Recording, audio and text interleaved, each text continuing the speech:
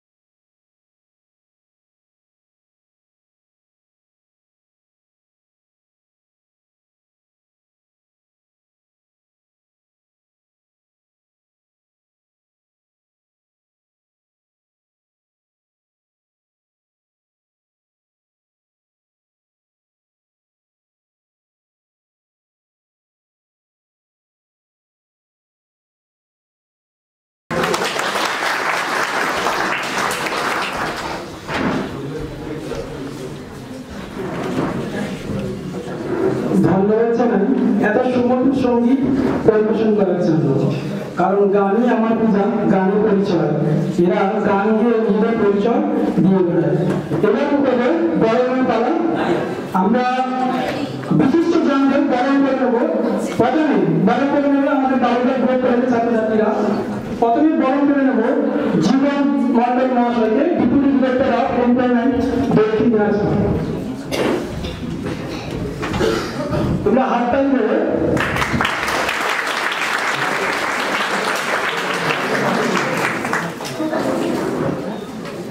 তারপর আমরা বরণ করে নেব মিস্টার গোবিন্দ দত্ত, এলডিসি, দক্ষিণ দিনাজপুর।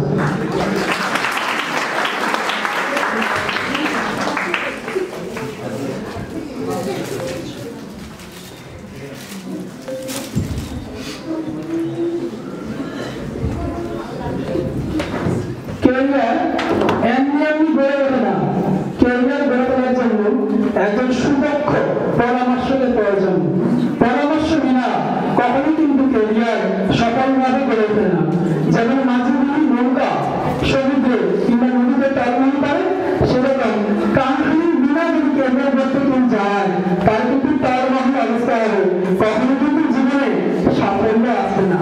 এই সাফল্য কি করে আসবে, কি করে ক্যারিয়ার গড়ে তুলবে, কি করে ক্যারিয়ার সুষ্ঠুভাবে গড়ে উঠবে, যাতে দিশাহীন না হয়ে পড়ি, সেই জন্য তোমাদের জন্য কাউন্সিলিং একটা সুদক্ষ পরামর্শ নিয়ে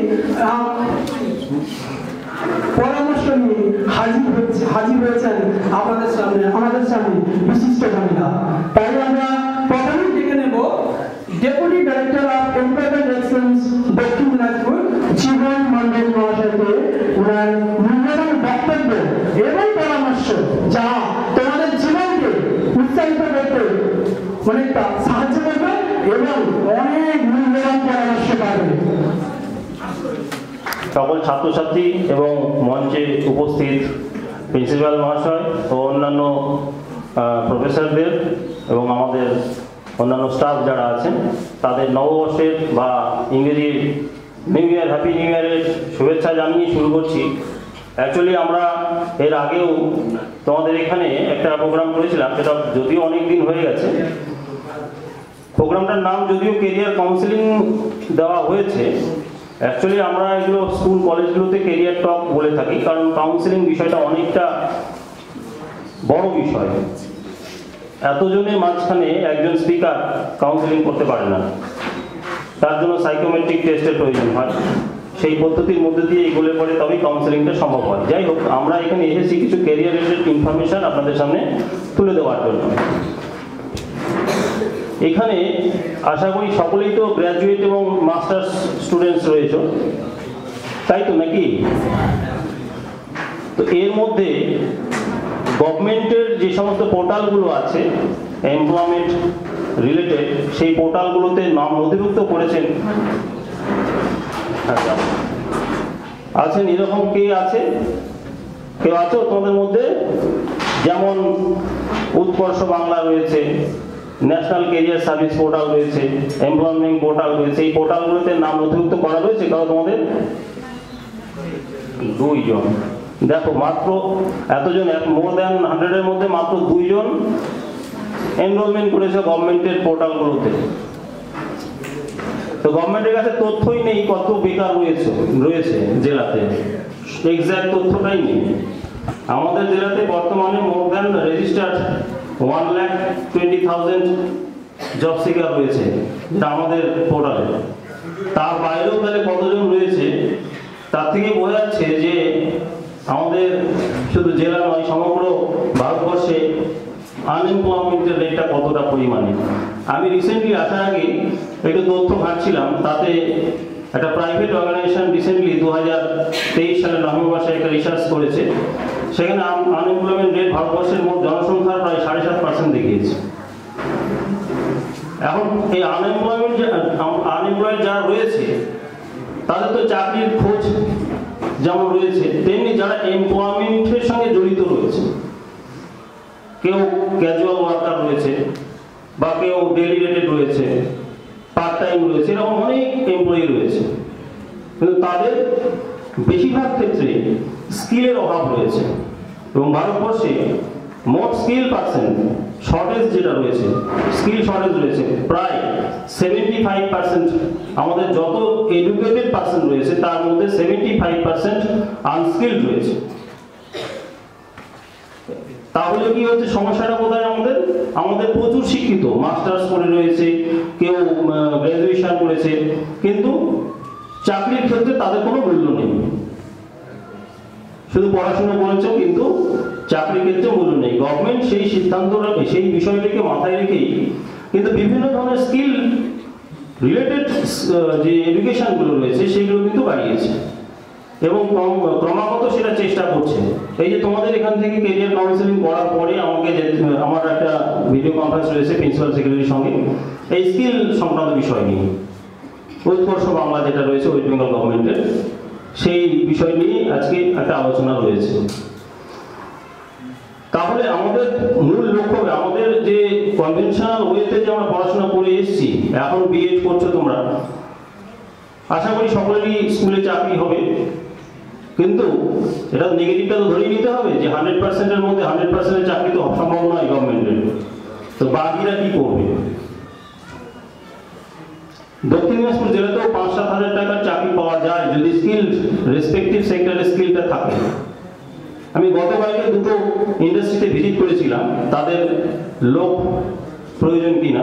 তাদের মূল বক্তব্য হচ্ছে কি নেব স্যার, এখানে তো স্কিলের অভাব রয়েছে, কোনো টেকনিক্যাল পার্সন চাইলে পরেই নোটিফিকেশন করলেই একটা দুটো করে অ্যাপ্লিকেশন জমা করছে। আমাদের এমপ্লয়মেন্ট এক্সচেঞ্জে আমাদের বালুঘাটে শুরু হয়নি, তবে হবে, বিভিন্ন জেলাগুলোর যে এমপ্লয়মেন্ট এক্সচেঞ্জ রয়েছে সেখানে জব ড্রাইভ রীতিমতো হয় এবং সেই জব ড্রাইভে বিভিন্ন সংস্থা, ভালো ভালো সংস্থার যারা রিপ্রেজেন্টেটিভ তারা আসেন এবং সেই রিপ্রেজেন্টেটিভরা ডাইরেক্ট ইন্টারভিউর মাধ্যমে চাকরি অফার লেটার দিয়ে দেয়। তো জব ড্রাইভগুলো কিন্তু এখন গভর্নমেন্ট অর্গানাইজ করছে। রিসেন্টলি বালুঘাট আইটিআই কলেজে একটা জব ড্রাইভ হয়ে গেল, L&T কোম্পানি থেকে এসেছিল, তারা কিছু লোক নিল, টেকনিক্যাল কিছু পার্সন তাদের ডিমান্ড ছিল। এবং আইটিআই কলেজ, পলিটেকনিক কলেজে যে কনভেনশনাল পদ্ধতিতে যে তাদের যে কোর্সগুলো বা ট্রেডগুলো তারা পড়ান, তার বাইরেও বর্তমানে গভর্নমেন্টের ইনস্ট্রাকশনে শর্ট টার্ম স্কিল ডেভেলপমেন্ট কিছু পড়াশোনা কিন্তু চালু হয়েছে। সেটা 3 মাস বা 6 মাস, সেটা ডিপেন্ড করে কোন কোর্সে পড়াশোনা হচ্ছে। ওটা ওয়ার্কিং আওয়ারের বাইরে তারা কিন্তু এই ট্রেনিংগুলো দিয়ে থাকে। আমার এখানে এই যে স্কিল বা এমপ্লয়মেন্টের যে বিষয়গুলো, সেই বিষয়গুলো আলোচনার ক্ষেত্রে 3টে সেগমেন্টে যদি আমি ভাগ করি, তাহলে প্রথমে আমি বলবো একটা এডুকেশনাল সেক্টর, 2 হচ্ছে সেলফ এমপ্লয়মেন্ট সেক্টর, আর 3 হচ্ছে গভর্নমেন্ট সার্ভিস, আর হচ্ছে কি প্রাইভেট সার্ভিস। এই 3টে সেগমেন্টে যদি ভাগ করা, সার্ভিস সেক্টর এবং সেলফ এমপ্লয়মেন্ট, এই দুটোকে কিন্তু গুরুত্ব দিতে হবে। গুরুত্ব দেওয়ার ক্ষেত্রে সেলফ এমপ্লয়মেন্ট ক্ষেত্রে কি করণীয় রয়েছে তোমাদের? তোমরা যারা বিএড করছো, বিএড করার পরে বা বিএড করতে করতে অনেক সময় তো ফাঁকা থাকে, তো সেই সময়ে তোমাদের যদি কোনো প্রয়োজন হয় কর্মের, তাহলে তোমরা নিজেরাই নিজেদের কাজ করে সেটা মার্কেটাইজ করার পরে কিন্তু সেখান থেকে কিছু প্রফিট আর্ন করতে পারো। এবং তার জন্য গভর্নমেন্টের বিভিন্ন দপ্তর রয়েছে। 1 নম্বর দপ্তর হচ্ছে গতকালকে মিটিং ছিল জেলা শিল্প কেন্দ্রের জেনারেল ম্যানেজারের সঙ্গে। তো সেই জেলা শিল্প কেন্দ্র থেকে কিন্তু সেলফ এমপ্লয়মেন্ট পারপাসে বিভিন্ন ধরনের আর্থিক সুবিধা প্রদান করা হয় এবং তারা নিজস্ব যে সিস্টেম রয়েছে সেই সিস্টেমে ট্রেনিংও প্রোভাইড করে থাকে। অর্থাৎ যারা ইন্ডাস্ট্রিয়ালিস্ট বা যারা বড় শপিং মলের মালিক তারাই শুধু সেই সমস্ত সরকারি দপ্তর থেকে সুযোগ সুবিধা পান তা নয়, যারা ফ্রেশার্স রয়েছে তারাও যদি প্রপার প্ল্যানিং নিয়ে তাদের কাছে আবেদন জানায়, তারা কিন্তু বিভিন্নভাবে সহায়তা করবে, আর আর্থিক হোক বা প্রশিক্ষণগত যে সাহায্য সেটা করতে পারে। তাই জন্য তাদের কাছে একটু পৌঁছতে হবে,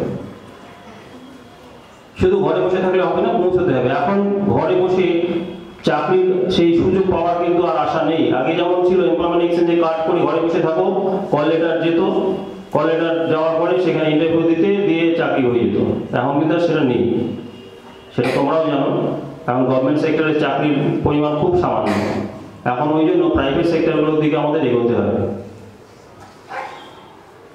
তো আমাদের এখানে একটা ডিপার্টমেন্ট থেকে হ্যান্ডবুক, কেরিয়ার হ্যান্ডবুক পাঠিয়েছে, আমি সেইটা নিয়ে তোমাদের সামনে কিছু আলোচনা করবো। আমি নিচে আসছি, আর আপনি একটু আফটার গ্র্যাজুয়েশন যে সমস্ত এডুকেশনগুলো নেওয়া যেতে পারে তার মধ্যে সব থেকে গুরুত্বপূর্ণ হলো ই কমার্স সেক্টর, যেটা ভারতবর্ষের একটা গ্রোয়িং সেক্টর।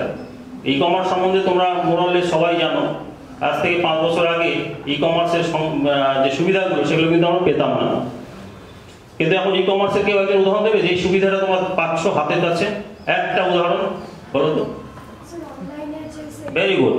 অনলাইনে যে কোনো কিছু ঘরে বসে তুমি পেয়ে যাচ্ছ, আইদার জামা কাপড় হোক, বই হোক। তো এই যে ই কমার্সের একটা সিস্টেম ভারতবর্ষে তথা আমাদের জেলা, তো আগে 5 বছর আগে এই সমস্ত গল্পগুলোই ছিল না, এখন কিন্তু আমরা সেগুলো দেখতে পাচ্ছি হাতের কাছে, এবং সেটা কিন্তু একটা বড় ইমার্জিং সেক্টর। এবং সেখানে কি কি সুযোগ সুবিধা রয়েছে এখানে, যেমন ডেলিভারি বয়, তাদের কিন্তু দেখে মনে হয় তাদের বেতন কত হবে, 4-5 হাজার টাকা হবে। আমি গত সপ্তাহে একজন ডেলিভারির সঙ্গে আলোচনা করছিলাম, ওদের পার মান্থ ইনকাম প্রায় 15 থেকে 16 হাজার টাকা একজন ডেলিভারি বয়। তো সেই বিষয়গুলো কিন্তু একটু নজরে রাখতে হবে। এবার আমি বলছি না ডেলিভারি বয় হতে, ই রিটেলিং যে ব্যবস্থাটা এখন চালু হয়েছে সেই নিয়ে পড়াশোনা করা যায়। ব্যাচেলার ইন রিটেল ম্যানেজমেন্ট, এই ব্যাচেলার অফ রিটেল ম্যানেজমেন্ট বিভিন্ন ধরনের ইনস্টিটিউশন রয়েছে আমাদের এখানে। দেখো, আফটার গ্র্যাজুয়েশনের পরে শর্ট টার্ম কিছু প্রফেশনাল কোর্স রয়েছে, যেমন number 1 operations management, international business, business analyst, আর finance, E business, business entrepreneurship, biotechnology, retail management. এই লাস্ট ওয়ান যেটা রিটেল ম্যানেজমেন্ট, আমরা এখানে বেশিরভাগই তো সাধারণত এগুলো সবই, তোমরা কেউ সায়েন্স ব্যাকগ্রাউন্ড আছো না সবই আর্টস ব্যাকগ্রাউন্ড? 3 জন, 4 জন, 5 জন, 6, 7, 7-8 জন তোমরা সায়েন্স ব্যাকগ্রাউন্ড, বাকি সবাই আর্টস ব্যাকগ্রাউন্ড। তো সুতরাং আমাদের সেইভাবে এগোতে হবে যে জায়গাটাতে আমরা শিক্ষা নেওয়ার সুযোগ পাবো। এবং কিছু কিছু আছে যেমন বায়োটেকনোলজি, আর্টসের তো সুযোগ নেই সেখানে ঢোকার। রিটেল ম্যানেজমেন্টের ক্ষেত্রে তুমি সেটা সুযোগ নিতে পারবে। এখন প্রশ্ন হতে পারে রিটেল ম্যানেজমেন্ট করে আমি কি ভাবো? রিটেল ম্যানেজমেন্ট ডিপ্লোমাও হয়, গ্র্যাজুয়েশনও হয়, মাস্টার্সও হয়। রিটেল ম্যানেজমেন্ট করার পরে বিভিন্ন সংস্থায়, এই সমস্ত অনলাইন শপিং হাউসগুলো রয়েছে, অ্যামাজন, ফ্লিপকার্ট, স্ন্যাপডিল থেকে শুরু করে ফ্লিপকার্ট, বড় বড় বিগ হাউস, এগুলো এই হাউসগুলোতে তোমাদের কিন্তু চাকরির সুযোগ পাবে। কিভাবে? রিটেল ম্যানেজার হিসাবে বা এরিয়া ম্যানেজার হিসাবে। এই সুযোগগুলো কিন্তু তোমরা এই কোর্সের মধ্যে দিয়ে করতে পারবে। এবং এর জন্য 101টা ইনস্টিটিউশন রয়েছে, বিভিন্ন প্রাইভেট সংস্থা রয়েছে, সরকারি বিভিন্ন ইউনিভার্সিটির আন্ডারে কিছু সংস্থা রয়েছে যাদেরকে অ্যাফিলিয়েশন দেওয়া হয়েছে, তারাও কিন্তু রিটেল ম্যানেজমেন্ট নিয়ে পড়াশোনা করায়। কলকাতা ইউনিভার্সিটির আন্ডারেও করানো হয়। তো এই বিষয়গুলো একটু খেয়াল রাখতে হবে। রিটেল ম্যানেজমেন্ট নিয়ে যদি পড়াশোনা করো, এবং এটা ভবিষ্যতে আরও বাড়তেই থাকবে। এখন ওই সত্যি কথা বলতে, আগে পুজো পার্বণ হলে পরে কাপড়ের দোকানগুলোতে এখনো ভিড় হয়, তবে আগে কি মোটামুটি 100 জনের মধ্যে হয়তো 90 জন গিয়ে এই কাপড়ের দোকানে দাঁড়িয়ে দাঁড়িয়ে সেই কাপড় কেনার প্রচেষ্টা করতো। আর এখন সেই 90 জনের মধ্যে হয়তো কমে সেটা 70 জন এসে পৌঁছে। 20 জন গেল কোথায়? এই 20 জন কি করছে? ঘরে বসে অনলাইনে বিভিন্ন ধরনের সংস্থাতে তাদের ডিমান্ডগুলো প্লেস করছে। তো তাকে হ্যান্ডেল করার জন্য ব্যাকগ্রাউন্ডে যে কাজগুলো করছে, সেই ব্যাকগ্রাউন্ডের কাজগুলো কারা করছে? এই সমস্ত রিটেল নিয়ে পড়াশোনা যারা করছে বা ই কমার্স নিয়ে যারা পড়াশোনা করছে, সেটা ডিপ্লোমা হোক বা গ্র্যাজুয়েশন হোক বা মাস্টার্স হোক, সে নিয়ে পড়াশোনা যারা করছে তারা সেখানে মাস্টার মাইন্ড হিসেবে কাজ করছে। অর্থাৎ এক্সপানশন, বিজনেস এক্সপানশন পলিসি যেগুলো হয় সেগুলোর পিছনে কারা কাজ করছে। কারণ এগুলো কি একদম নতুন কোর্স, এগুলো 5 থেকে 10 বছর আগে এই কোর্সগুলো খুব একটা বেশি গুরুত্ব ছিল না, কিন্তু এটা উত্তরোত্তর বাড়ছে। Next page. এবার আরেকটা যেটা রয়েছে বিজনেস অ্যাকাউন্টিং অ্যান্ড ট্যাক্সেশন, এটা নিয়েও ডিপ্লোমা কোর্স রয়েছে।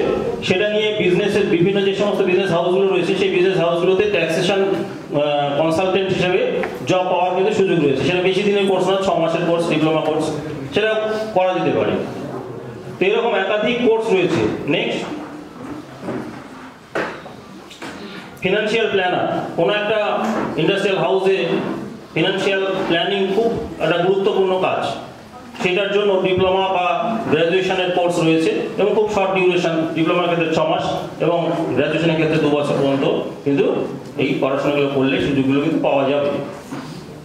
বিভিন্ন প্রাইভেট সংস্থা শুধু হাঁ করে রয়েছে, কোথায় আমার স্কিল পার্সন, তাদের যা ডিমান্ড, সেই ডিমান্ড অনুযায়ী যদি তারা ম্যান পাওয়ার না পায়, তাহলে স্বাভাবিকভাবেই চাকরির ক্ষেত্র তো তাদের কাছে, আমাদের কাছে মনে হবে চাকরিই নেই মার্কেটে।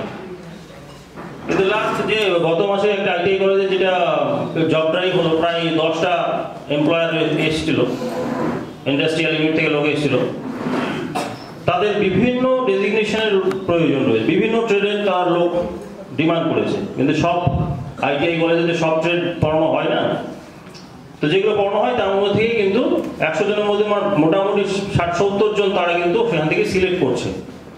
আবার কিছু কিছু সংস্থা, যেমন একজন এমপ্লয়ার বললো যে টাটা সংস্থা রিসেন্টলি কোথায় একটা ইন্ডাস্ট্রিয়াল ইউনিট করবে, সেখানে ফ্রেশার্স ক্যান্ডিডেট দরকার, 12 পাস হলেই চলবে, প্রায় 2000 জনের ডিমান্ড রয়েছে। তো এইরকম ক্ষেত্রে, তবে সেগুলোর ক্ষেত্রে একটু ঘষা মাজা করতে হবে। ফ্রেশার্স হিসেবে যখন জয়েন করবে তখন তোমাকে বেতন হতে দেবে 5-6 হাজার টাকা বেতন দেবে, দূরে গিয়ে থাকতে হবে, মনে হবে যে কি লাভ 5000 টাকা করে, কিন্তু এই 5000 টাকাটা প্রাথমিক অবস্থায় মনে হবে কি দরকার, কিন্তু যে এক্সপিরিয়েন্স যদি গ্যাদার, প্রাইভেট সংস্থাতে এক্সপিরিয়েন্সটা মূল কথা, এক্সপিরিয়েন্স যদি গ্যাদার হয়ে যায় তাহলে সেই 5000 গিয়ে 50,000 টেকবে। আমি একটা জাস্ট ছোট্ট উদাহরণ দিই। আমার একজন ফ্রেন্ড রয়েছে, সে প্রথম লাইফে চাকরিতে কলকাতায় জয়েন করে 6000 টাকা বেতনে, 6000 টাকা বেতনে প্রায় 3 থেকে 4 বছর সেখানে চাকরি করলো। করার পরে সে ধীরে ধীরে সেটা গ্রো আপ করলো, এক্সপিরিয়েন্সটাকে বিভিন্ন জায়গায় ব্যবহার করলো। করার পরে কলকাতা সিটিএস কোম্পানিতে জয়েন করলো, সেখানে 20,000 টাকা বেতন শুরু হলো। এখন সে থাকে জার্মানিতে। তা বুঝতে পারছো যে বিষয় পড়াশোনা করো, আমরা যেহেতু তোমাদের মধ্যে সবাই বেশিরভাগ ক্ষেত্রে যেহেতু আর্টস ব্যাকগ্রাউন্ড, তাই স্বাভাবিকভাবে এখন ওই ইঞ্জিনিয়ারিং বা বিটেক বা ওই তোমার হচ্ছে কি টেকনোলজি রিলেটেড এডুকেশন তো সম্ভব নয়। যেটা আমাদের কাছে খুব ইম্পর্টেন্ট এরিয়া এবং যেটা এমার্জিং সেক্টর হিসেবে দাঁড়িয়ে রয়েছে বর্তমানে এবং ভবিষ্যতে আরো বাড়বে, সেইগুলোকে তোমাদের আইডেন্টিফাই করতে হবে যে এই জায়গাগুলোকে আমরা ফোকাস করতে হবে, এই জায়গাগুলো নিয়ে আমরা পড়াশোনা করবো। এ তো বেশি কষ্টের পড়াশোনা নয়, এই 6 মাস 1 বছরের জাস্ট একটা সার্টিফিকেট কোর্স, সেই কোর্সটা করে নিলে পরে সেইটা একটা সিভিতে অ্যাটাচ করে দিলে পরে কোম্পানিতে যদি অ্যাপ্লাই করো এবং ওই এডুকেশনটা যদি তুমি এখানে অ্যাটাচ করে দাও, তাহলে সেই কোম্পানি তোমাকে ইন্টারভিউ নেবে এবং ইন্টারভিউ নেওয়ার পরে সে তোমার যদি পার্সোনালি ঠিকঠাক থাকে তাহলে তোমাকে অন স্পট জব অফার করবে। তুমি করলে না, সেখানে হয়তো 10,000 টাকা বেতনে চাকরি দিল তোমাকে, করলে না, 1 বছর করলে, পরপর ছেড়ে দিলে, ওই 1 বছরের যে এক্সপিরিয়েন্স সার্টিফিকেট সেটা তো হিউজ মূল্য।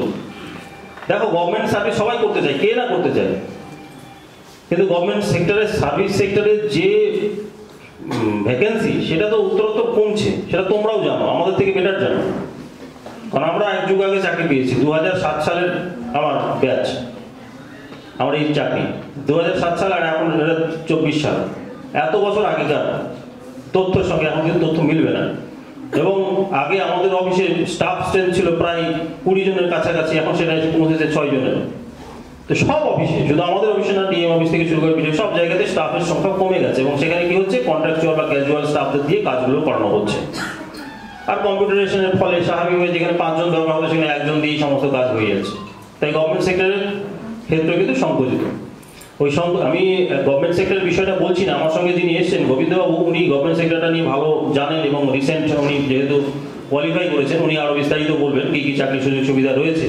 আমি শুধু সেলফ এমপ্লয়মেন্ট এবং প্রাইভেট সেক্টরগুলো, যেগুলো তোমরা চেষ্টা করলে পরে হয়তো সামান্য কিছু দিনের বা কয়েক মাসের কোর্স করলে পরে তোমরা হয়তো একটা বেটার জায়গায় যেতে পারবে, সেই জন্য সেই বিষয়গুলোকে নিয়ে আমি আলোচনা করতে চাইছি। এবারে আসি যে এগুলো তো হলো গিয়ে নিজের উদ্যোগে বিভিন্ন ছোট ছোট কোর্স করা, গভর্নমেন্টের তরফ থেকে কিন্তু বসে নেই। বর্তমানে ভোকেশনাল বা পলিটেকনিক বা আইটিআই যে বিস্তার, আগে আইটিআই কলেজ ছিল বালুঘাটে একটা, মানে জেলাতে একটাই, আর এখন আইটিআই কলেজ বালুঘাট একটা রয়েছে, হিলি রয়েছে, কুমারগঞ্জ রয়েছে, তপন রয়েছে, কুশমন্ডি রয়েছে, হৈরামপুর রয়েছে, এতগুলো আইটিআই কলেজ তৈরি হয়ে গেছে। পলিটেকনিক কলেজও কয়েকটা হয়ে গেছে। তো গভর্নমেন্টের উদ্দেশ্যটা কি? গভর্নমেন্টের উদ্দেশ্য হচ্ছে টেকনিক্যাল পার্সন বাড়ানো, আর শুধুমাত্র জেনারেল স্কুল কলেজের শিক্ষা দিয়ে চাকরির ক্ষেত্র বেকারদের এই চাকরি ক্ষেত্রে প্রসারিত করা যাচ্ছে না। তাই টেকনিক্যাল কোনো কোয়ালিফিকেশন যদি থাকে, প্যারালি যে আমাদের যে স্কুল কলেজের শিক্ষা ব্যবস্থা তার সঙ্গে যদি কোনো টেকনিক্যাল কোয়ালিফিকেশন অ্যাটাচ হয়ে যায়, তাহলে সিভিটা অনেক স্ট্রং হয় এবং সেক্ষেত্রে বিভিন্ন সংস্থা, বড় বড় হাউসে চাকরির সুবিধা হয়। আমি বলছি না সরকারি ক্ষেত্রে এত জন্য পড়াশোনা করবে না, অবশ্যই করবে, কিন্তু আলটিমেটলি 40-45 বছর হয়ে যাওয়ার পরে চাকরি, সরকারি চাকরির বয়স যখন শেষ হয়ে যাবে, চেষ্টা করে যাচ্ছে হচ্ছে না, 45 বছর বয়সে গিয়ে কিন্তু তার প্রাইভেট সংস্থা তোমাকে নেবে না। তাই তোমাকে আগে আইডেন্টিফাই করতে হবে তোমার এরিয়া অফ এক্সপার্টাইজ কোনটা, তোমার কম্পিটিটিভ এক্সামের মধ্যে দিয়ে কি তুমি যোগ্য সরকারি চাকরি পাওয়া। এখন প্রশ্ন হতে পারে যে স্যার আমাকে এটা কে বলে দেবে যে আমি যোগ্য কিনা, আমি তো ভাবছি আমি পারবো, আমার বন্ধু পেরেছে আমি পারবো। আর এই জায়গাটায় তোমার এই এরিয়াটাকে জাস্টিফাই করা, এই জায়গাটায় মূল কাজ হচ্ছে কি ক্যারিয়ার কাউন্সিলর। যিনি ক্যারিয়ার কাউন্সিলর হন তিনি এই সাইকোমেট্রিক কিছু টেস্ট রয়েছে, সেই সাইকোমেট্রিক টেস্টের মধ্যে দিয়ে তোমার এরিয়া কোন এরিয়াতে গেলে তোমার ভবিষ্যতে সাফল্য আসবে সেটা কিন্তু ওনারা ঠিক করে দেন। এটা সেন্ট্রাল গভর্নমেন্টের একটা স্কিম রয়েছে, যেটা আমাদের মালদা জেলাতে শিলিগুড়িতে রয়েছে, আমাদের বালুঘাটে এখনো ঢোকেনি। সেখানে সেন্ট্রাল গভর্নমেন্টের একজন করে ইয়ং প্রফেশনালস, তাদের ডেজিগনেশন, তাদেরকে এনগেজ করা হয়, মানে হয়েছে, তারা ওরকম কাউন্সিলিং করেন স্টুডেন্টদের, করে তাদেরকে এরিয়াকে দেখিয়ে দেয় যে তুমি এই এরিয়াতে পড়াশোনা করো, এই এরিয়াতে পড়লে পরে তোমার ভবিষ্যতে উন্নতি হবে। তো যাই হোক, সেটা তো আর সব জায়গায় সম্ভব নয়। এখানে হাজার হাজার বেকার রয়েছে, সেখানে একজন দুজন ক্যারিয়ার কাউন্সিলর দিয়ে হাজার হাজারের কাউন্সিলিং সম্ভব নয়। তার জন্য গভর্নমেন্ট একটা সিদ্ধান্ত নিয়েছে। আচ্ছা, আপনাকে নিয়ে নিচ্ছে না PBSSD পোর্টালটা একটু দেখুন। PBSSD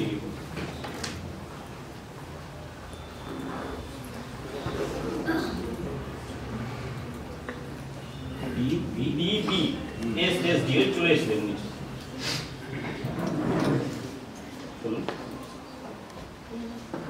একদম স্ক্রল করে নিচে নাও, আরো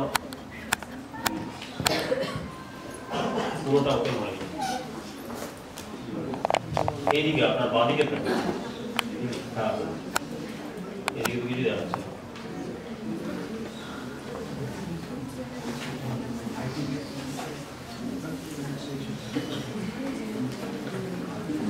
আচ্ছা, এই করুন তাহলে, এখানে যখন বেরোচ্ছে না মানে ডাইরেক্ট লিখুন আমার কর্মদিশা। ওই যে আপনার এই নিচে দেখুন একটা ব্লু কালার লেখা রয়েছে, হ্যাঁ এটা নিচে, এটা নিচে।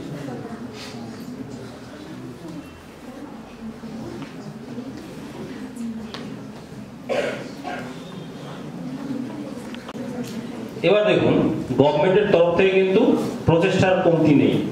গভর্নমেন্ট রিসেন্টলি যেটা চালু করেছে আমার কর্মদিশা অ্যাপ, প্রত্যেককে আমি অনুরোধ করব, কোনো খরচা বা পয়সার কোনো প্রয়োজন নেই। এই আমার কর্মদিশা যে পোর্টালের মাধ্যমে ঢুকতে পারো, বা প্লে স্টোরে গিয়ে সবাই লিখে রাখো বা মনে রাখার চেষ্টা করো, অবশ্যই করবে। আজকের মধ্যে বা কালকে সম্ভব হলে পরে এই অ্যাপটাকে ইনস্টল করে নেবে। তাহলে আমার কর্মদিশা অ্যাপের মধ্যে মোবাইল নাম্বার এবং ডেট অফ বার্থ লেখার পরে যদি সাবমিট করো, একটা ওটিপি তোমাদের মোবাইলে আসবে।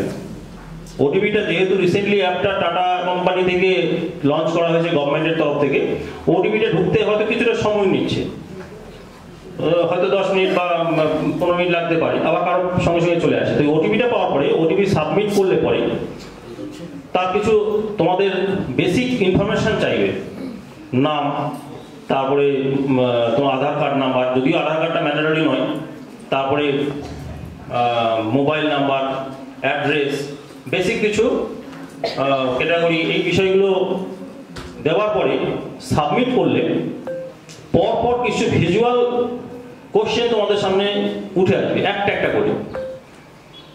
সেখানে তোমাকে ইয়েস নো করে যেতে হবে।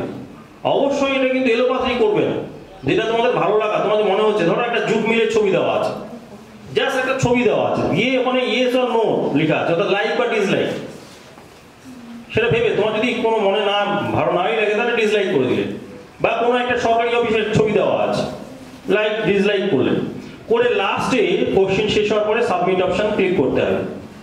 করলে ওরা সঙ্গে সঙ্গে একটা সার্টিফিকেট তোমাকে দেবে যে তোমার এরিয়াটা কোনটা, তুমি কোন এরিয়া গেলে পরে তোমার হয়তো সাফল্য আসতে পারে ভবিষ্যতে। অর্থাৎ আমরা যেটা ইন্ডিভিজুয়ালি ক্যারিয়ার কাউন্সিলিং করি, এই ক্যারিয়ারটাকে কথা বলছি না, কিন্তু ক্যারিয়ার কাউন্সিলিং বারবার বলছি, ক্যারিয়ার কাউন্সিলিং সম্পূর্ণ ভিন্ন একটা বিষয়। সাইকোমেট্রিক টেস্ট না হলে ক্যারিয়ার কাউন্সিলিং হয় না। সেইটাই অ্যাপের মাধ্যমে গভর্নমেন্ট এটাকে এক্সপ্যান্ড করার চেষ্টা করছে, যাতে সবাই এই সুবিধাটা পেতে পারে। ইন্ডিভিজুয়াল কোনো একজন প্রফেশনালস যে কাউন্সিলিং করবে তার মতো না হলেও অন্তত 50% এখান থেকে কিছু তোমরা আইডেন্টিফাই করতে পারবে তোমাদের এরিয়াটা কোনটা। তো আশা করবো সকলে এই অ্যাপটা ইনস্টল করবে বা পোর্টালে ঢুকে আমার কর্মদিশা বলে যে পার্টটা রয়েছে সেখানে ক্লিক করলে এই ডিটেলসগুলো আসবে, পরপর স্টেপ অনুযায়ী এগোতে হবে। করার পরে তোমরা জানতে পারবে কোথায়। এবং শুধু তাই নয়, যদি দেখা গেল তোমার কম্পিউটার রিলেটেড বিষয় নিয়ে তোমাকে দেখাচ্ছে, তুমি এই বিষয়ে যদি এগোতে পারো তাহলে তোমার ভবিষ্যতে সফলতা আসতে পারে। এবং সেই সংক্রান্ত যে সমস্ত ইনস্টিটিউটগুলোতে কোর্সগুলো করানো হয় সেই জায়গায় তোমাকে নিয়ে চলে যাবে এই সিস্টেম থেকে। তোমার জেলাতে হয়তো নাও থাকতে পারে, তোমার জেলার বাইরে বেঙ্গলের বিভিন্ন জেলাতে যে ইনস্টিটিউটগুলো আছে লিস্টেড রয়েছে উৎকর্ষ বাংলায়, সেগুলোতে তোমাকে নিয়ে যাবে যে এই জায়গাগুলোতে হয়। এবার তুমি যদি চাও যে না আমি ওই জায়গা থেকে করবো, তাহলে তাদের কন্ট্যাক্ট নাম্বার, ইমেল আইডি সব দেওয়া রয়েছে, সেখানে তোমাকে ডাইরেক্ট অ্যাপ্রোচ করতে হবে।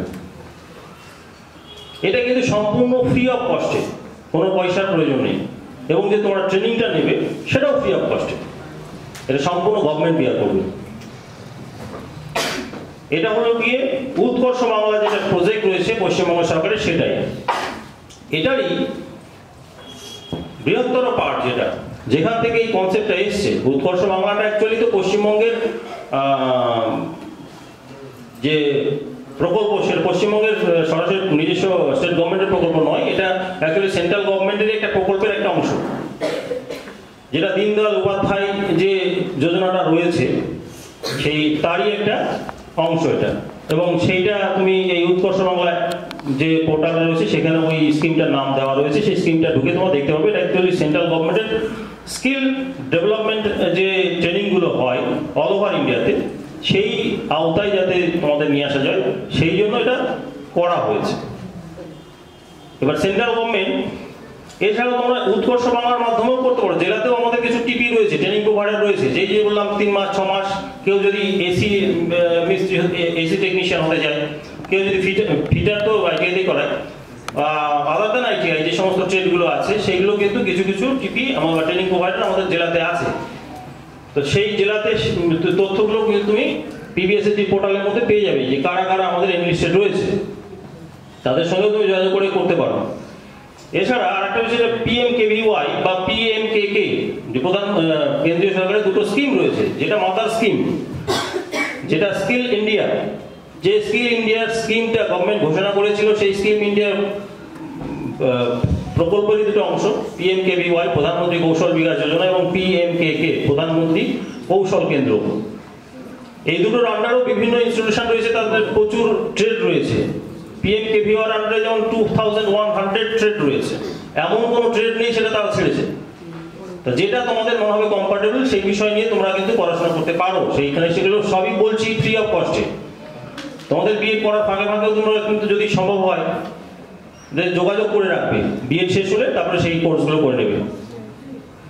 এইগুলো কিন্তু তথ্যগুলো কিন্তু অবশ্যই নিজেদের মধ্যে রাখতে হবে। এমন না আমি আজকে বলে গেলাম, কালকে গিয়ে বাড়িতে গিয়ে সব ভুলে গেলে তাহলে কি লাভ? আমাদের এখানে এসে বক বক করে যাওয়াই সার হয়ে যাবে। তো তোমরা চেষ্টা করবে যে এই যেমন কর্মদিশা অ্যাপ বললাম, প্রধানমন্ত্রী কৌশল কেন্দ্র, পিএমকেভিওয়াই, পিবিএসএসডি, এই যে স্কিল ডেভেলপমেন্ট ইনিশিয়েটিভ যেটা গভর্নমেন্ট নিয়েছে, আইদার সেন্ট্রাল গভর্নমেন্ট বা স্টেট গভর্নমেন্ট, তার মাধ্যমে কিন্তু ফ্রি অফ কস্টে স্কিল ডেভেলপ করা যায়। এবং তার আগে তোমাকে তোমার যে এক্সপার্টাইজ, এরিয়া অফ এক্সপার্টাইজ, সেটাকে যাচাই করে নিতে হবে এবং তারও ব্যবস্থা আমার কর্মদেশী অ্যাপের মধ্যে দিয়ে করা হয়েছে। সেটা আগে করে নাও, অ্যাপ ডাউনলোড করে দেখে নাও যে তোমাদের কোন জায়গাটাতে তো করলে ভবিষ্যতে ভালো হবে। তো সেই জায়গা অনুযায়ী স্কিল রিলেটেড পড়াশোনা কি আছে সেই অনুযায়ী তুমি পিএমকেভিওয়াই পোর্টালটা সার্চ করে দেখবে, ট্রেডগুলো দেখবে যে আমার ওই ট্রেডটার ওই যে এরিয়াটা, সেই এরিয়া অনুযায়ী কি কি পড়াশোনা রয়েছে। পিবিএসএসডিতে সার্চ করে দেখে নাও কি কি পড়াশোনা রয়েছে। এগুলো একটু সামান্য একটু চেষ্টা করতে হবে। আর এখন তো ইউটিউবে প্রচুর লিঙ্ক রয়েছে, ইউটিউবে সার্চ করলে পেয়ে যাবে বিভিন্ন তথ্য, গভর্নমেন্টের বিভিন্ন স্কিমগুলো রয়েছে। এগুলো হলো স্কিল ডেভেলপমেন্ট করার বিভিন্ন সরকারি প্রকল্প। আর আপনারা আজকে আমাদের ইনভাইট করেছেন অ্যাজ এ এমপ্লয়মেন্ট এক্সচেঞ্জের অফিসার হিসেবে। অ্যাকচুয়ালি আমি বর্তমানে district officer of technical education department, recently যেটা আমাদেরকে দায়িত্ব দেওয়া হয়েছে। যত আইটিআই, যত পলিটেকনিক কলেজ রয়েছে, যত ভোকেশনাল ইনস্টিটিউট রয়েছে, সেগুলোর দেখভাল করার দায়িত্ব এখন আমাদের, এবং তার সঙ্গে এমপ্লয়মেন্ট এক্সচেঞ্জের কাজ আমাদের করতে হচ্ছে। এই যে প্রকল্পগুলো বললাম, এই প্রকল্পগুলো সবগুলো দেখভাল করার দায়িত্ব এখন আমাদের। তো সুতরাং যদি কারো কোনো কোয়েরি থাকে যে আরো ডিটেলস জানতে হবে, তাহলে আমার অফিসে যোগাযোগ করবে। যখন খুশি যে কোনো সময় ওয়ার্কিং আওয়ারে তোমরা যোগাযোগ করলে পরে তথ্যগুলো জানতে পারবে আরো বিস্তারিতভাবে। এটা হলো স্কিল।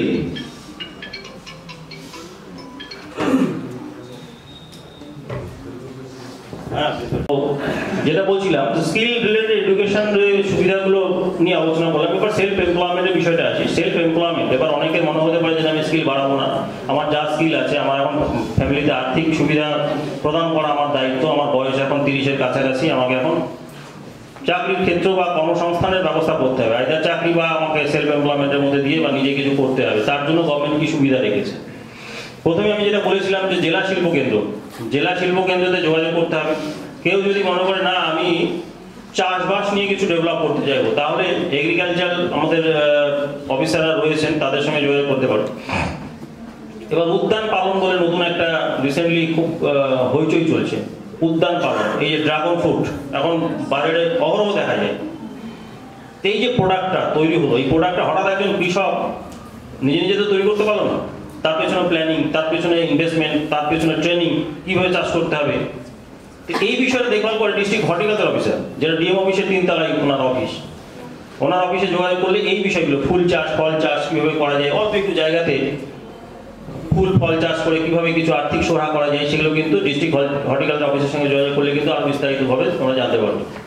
এবার ইন্ডাস্ট্রি সম্বন্ধে ধরো কোনো ধরনের দোকান বা ছোট ইউনিট, বা যেমন রিসেন্টলি খুব জল উৎপাদন হচ্ছে, drinking water, packaging drinking water, তো সেই সংক্রান্ত কোনো যদি ইউনিট কেউ করতে চাও, তাহলে জেলা শিল্প কেন্দ্রে আর্থিক সহায়তা ওরা দিয়ে থাকে। বা কোনো মেশিনপত্র মধ্য দিয়ে কোনো প্রোডাকশন ইউজ করতে চাও, তাহলে জেলা শিল্প কেন্দ্রে যোগাযোগ করতে পারো। এগ্রিকালচার নিয়ে যোগাযোগ করতে গেলে পরে তোমাদের ঠিক ওই চকভিকে ওঠার ব্রিজের আগেই ডান দিকে এগ্রিকালচার অফিস, সেখানে গিয়ে যোগাযোগ করতে পারো। তো এরকম কিছু সুবিধা রয়েছে। এবার আমাদের অফিসে যারা কম্পিটিটিভ এক্সামের জন্য প্রস্তুত হতে চাও, তারা আমাদের অফিসে যোগাযোগ করলে আমাদের ওখানে একটা ক্লাস হয়, স্পেশাল কোচিং প্রোগ্রাম বিভিন্ন কম্পিটিটিভ এক্সামের জন্য, সেটা তোমরা অ্যাটেন্ড করতে পারো। এছাড়া আমাদের একটা, যদিও আমাদের লোন স্কিমটা এখন আপাতত পোস্টপন রয়েছে, একটা লোনের স্কিম রয়েছে সেলফ এমপ্লয়মেন্টের, তো সেটা যেহেতু এখনো সেটা বন্ধ হয়ে যায়নি, পোস্টপন রয়েছে, তাই সেটা নিয়ে আমি বিশেষ কিছু বলছি না। তো এই বিষয়গুলো, আর এমপ্লয়মেন্ট ব্যাংকের যেটা আমাদের পোর্টাল রয়েছে লেবার ডিপার্টমেন্টের, সেই এমপ্লয়মেন্ট পোর্টালে তোমরা চেষ্টা করবে সকলের নাম নথিভুক্ত করা, তোমাদের কোয়ালিফিকেশন আপলোড করা, এবং তোমাদের যে বেকার ভাতা যে স্কিমটা রয়েছে, সেই এমপ্লয়মেন্ট ব্যাংকের নাম না থাকলে কিন্তু বেকার ভাতা পাওয়া যায় না। তো এমপ্লয়মেন্ট ব্যাংকের নাম নথিভুক্ত করার চেষ্টা করবে তোমরা, আশা করি সকলেই। এই মোটামুটি আমি দুটো এরিয়া, প্রাইভেট, সেলফ এমপ্লয়মেন্ট, এই দুটো এরিয়া এবং কাউন্সিলিং পার্টটা নিয়ে অবস্থিত তোমাদের বললাম। এবার বাকি যে কম্পিটিটিভ এক্সামের প্রিপারেশন কিভাবে নেওয়া যায় সেই সমস্ত বিষয়গুলো নিয়ে বলবে আমাদের গোবিন্দ দত্ত। এই বলে আমি আমার বক্তব্য শেষ করছি। উনি ওনার বক্তব্যের মধ্যে দিয়ে তোমাদের আরো বিস্তারিত তথ্য বলতে পারবেন। থ্যাংক ইউ সকলকে। ডিরেক্টর অফ এমপ্লয়মেন্ট এক্সচেঞ্জ জীবন মন্ডল মহাশয় বাবুকে অসংখ্য ধন্যবাদ ওনার মূল্যবান বক্তব্য পরিবেশন করার জন্য। ওনার বক্তব্যের মাধ্যমে আমরা জানতে পারলাম যে ক্যারিয়ার মানে শুধু সরকারি চাকরি পাওয়া নয়, বিভিন্ন জীবিকা খুঁজে নেওয়া, অর্থাৎ সে বিজনেস হতে পারে, বিভিন্ন প্রাইভেট সেক্টর হতে পারে, কিংবা যে কোনো কাজে নিজেকে সফলভাবে প্রতিস্থাপিত করাই হচ্ছে কেরিয়ার। এবার আমরা দেখে নেব জীবন গোবিন্দ দত্ত মহাশয়কে, এলডিসি দক্ষিণ দিনাজপুর, ওনার মূল্যবান বক্তব্য শোনার জন্য।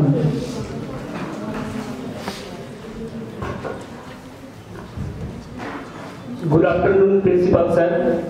Good afternoon, others, teachers, my officers, the staff of this college, and everyone who have taken their time out to attend to this program. আমি দুটো ল্যাঙ্গুয়েজ ইউজ করবো, বাংলা এবং ইংরেজি। আর আমার আগে আমার যিনি অফিসার্স আছেন উনি আপনাদেরকে টেকনিক্যাল বিষয়টা অ্যাট লেন্থ বলেছে, আমার সেখানে কিছু বলার অধিকার রাখে না। আমি শুধু তোমাদেরকে কম্পারেটিভ এক্সামস এর যা ডেপথ বা যা প্রিপারেশন কি করে নেব, সলিড প্রিপারেশন, টাইম পাসের প্রিপারেশন না, সেই সম্পর্কে আমি তোমাদের বলবো। আর সেশনটা একটু ইন্টারেক্টিভ করবো, নাহলে অনেকে হয়তো বোর ফিল করছো। আমি দেখছিলাম অনেকে ঘুম পাচ্ছে, যদিও এটা স্ল্যাক আওয়ার চলছে এই আফটারনুন আওয়ারে। তো যাই হোক আমি কম্পারেটিভ এক্সামসের প্রিপারেশন নিয়ে বলবো, তোমাদেরকে বোঝাবো যে এক্সামিনেশন ঠিক কতটা রক বটম টাচ করেছে। আমি স্যারদের কাছে পারমিশন নিয়ে নিচ্ছি এবং আমাকে একটু পারমিশন দেন যে আমি ইন্টারেক্টিভ সেশনটা চালাতে পারবো। Sir may I? Thank you sir. আচ্ছা আমি একটু জানতে চাইছি তোমাদের মধ্যে কে কে আর্টস ব্যাকগ্রাউন্ডের আছে, প্লিজ হাত তোলো একটু।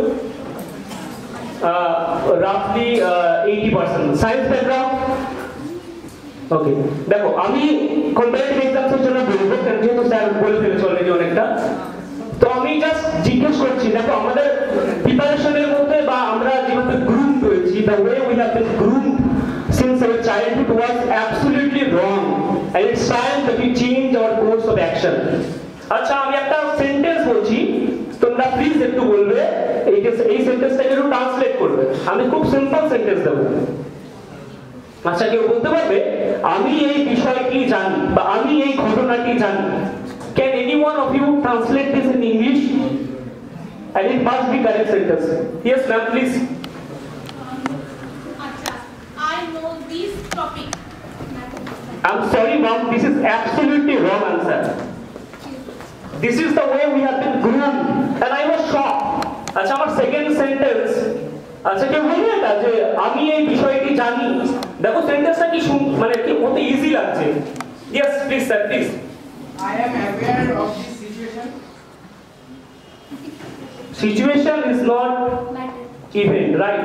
So it's again wrong sentence and don't try to oscillate in your answer, right? Yes, you can go for your answer. I knew it. I knew it. Sorry, it is a simple past tense and the sentence was in present simple present tense. আর কেউ? আচ্ছা আমি বলে দিচ্ছি, বিষয়টা হচ্ছে I know of this event. আমরা তো I know this event বলছি, কিন্তু I know of টা বলছি না। কোনো একটা ঘটনার সম্পর্কে আমরা জানি, ঘটনা জানি না কোনোদিন। যাই হোক, সেকেন্ড সেন্টেন্স বলছি না, ছোটবেলা থেকে আমরা জানি যে সূর্য পশ্চিম দিকে ডোবে। বলো দেখি, তুমি বলো তো সূর্য পশ্চিম দিকে ডোবে, ট্রান্সলেট করো তো।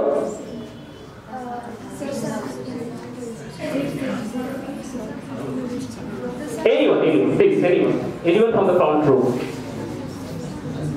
The sun sets out. Set out মানে যাত্রা শুরু করা। Sorry ma'am. Yes ma'am, you can go for your answer. The sun down west. No ma'am. The sun sets in the west. It is a very simple sentence ma'am. আপনারা comparative exams এর number দেবেন। You are right, but এই comparative exam এর number দেবেন। এবার আমি সেন্টেন্সটা বলছি শুনুন। The sun is going to kiss the horizon. The sun is going to kiss the horizon. এটা আমাদের সিম্পল টেক্সট বই নেই, এটা আপনাকে প্রতিযোগিতা দর্পণের মতো ম্যাগাজিন না পড়লে পারা যাবে না। এইবার আমি কথাগুলো কেন বললাম, বিষয়টা মানে আমাদের যে কোনো পরীক্ষায় গ্রুপ ডি লেভেলের পরীক্ষাতে এখন মেন্স অ্যাড হয়েছে, মানে আপনাকে বাংলা ইংরেজি মেন্স লিখতে হবে। তো সেখানে আপনাকে ট্রান্সলেশনের উপর ডিপেন্ড করে প্রচুর নাম্বার থাকে। আর আপনার এক্সামিনার কিছু দেখুক বা না দেখুক, অন্তত আপনি যে ট্রান্সলেশনটা লিখছেন সেখানে কি লিখছেন, কি শব্দ ব্যবহার করছেন, কি ফ্রেজ ব্যবহার করছেন, সেটা কিন্তু খুব ভালো করে যাচাই করে। আর যারা খাতা দেখে তারা প্রফেসর যাদবপুর অথবা আমাদের প্রেসিডেন্সি কলেজের প্রফেসরই পড়তে হয়, তো সেই জন্য আমাদের একটু খেয়াল রাখতে হবে। আচ্ছা এবার আমি বলছি যে তাহলে এই আমাদেরকে তাহলে কি শিখতে হবে, যে আমরা যেভাবে ইংরেজি আজ পর্যন্ত শিখে এসেছি সেটা 90%ই ভুল ছিল। তার কারণ কম্পারেটিভ এক্সামসের ইংলিশ সাধারণ ইংলিশের থেকে অনেক আলাদা। এবছর WBCS কেউ দিয়েছো? WBCS প্রিলিমিনারি ইংরেজি কোশ্চেনগুলো দেখেছিলেন তো আপনারা, রাইট? অনেক বেশি কঠিন। আগে একটা ফিল ইন দ্য ব্ল্যাঙ্কসের জন্য একটা 4টে অপশন দেয়া থাকতো, এবার একটা কোশ্চেনের 4টে ফিল ইন দ্য ব্ল্যাঙ্কস, 4টে প্রিপোজিশন অ্যাড করতে হবে, নাম্বার হচ্ছে 1। যে কোনো একটা যদি ভুল যায় তাহলে আপনার পেনাল্টি হচ্ছে 1.25। এবার 0.25 ছিল, যাই হোক হিসেবে সুবিধার জন্য করতে হয়েছে ওদের। তো বিষয়টা হলো কম্পারেটিভ এক্সাম অনেক হার্ড লেভেল হয়ে গেছে। সামনে কাদের মিসলেনিয়াস আছে একটু হাত তুলবেন? মিসলেনিয়াস ক্লার্কশিপ সবারই আছে। তো আমি যেটা বলবো সেটা হলো কম্পারেটিভ এক্সামসের জন্য সলিড মেন্টালিটি দরকার। সলিড মেন্টালিটি, যে স্যার বলছিল যে তুমি যে পাথটা চুজ করবে সেখানে তোমাকে লেগে থাকতে হবে। আমি ছোট্ট একটা এক্সাম্পল দিয়ে বলি, একটা স্টোরি দিয়ে বলি। আমরা সবাই স্যার আইজাক নিউটনের নাম শুনেছি, দুদিন আগে আমি একটা বই কিনেছিলাম, তো সেখানে একটা স্টোরি পড়ে আমার খুব ভালো লাগলো। সো আমি ভাবছিলাম যে এটা একটা ভালো অপরচুনিটি শেয়ার করার। স্যার আইজাক নিউটন ছোটবেলা থেকে খুব একটা স্টুডিয়াস ছাত্র ছিল না। স্কুলের প্রফেসররা বা টিচাররা ওকে লেজি আর ডিস্ট্রাক্টেড স্টুডেন্ট হিসেবে ওকে মানত। তো যাই হোক, ওর মতো চলছিল।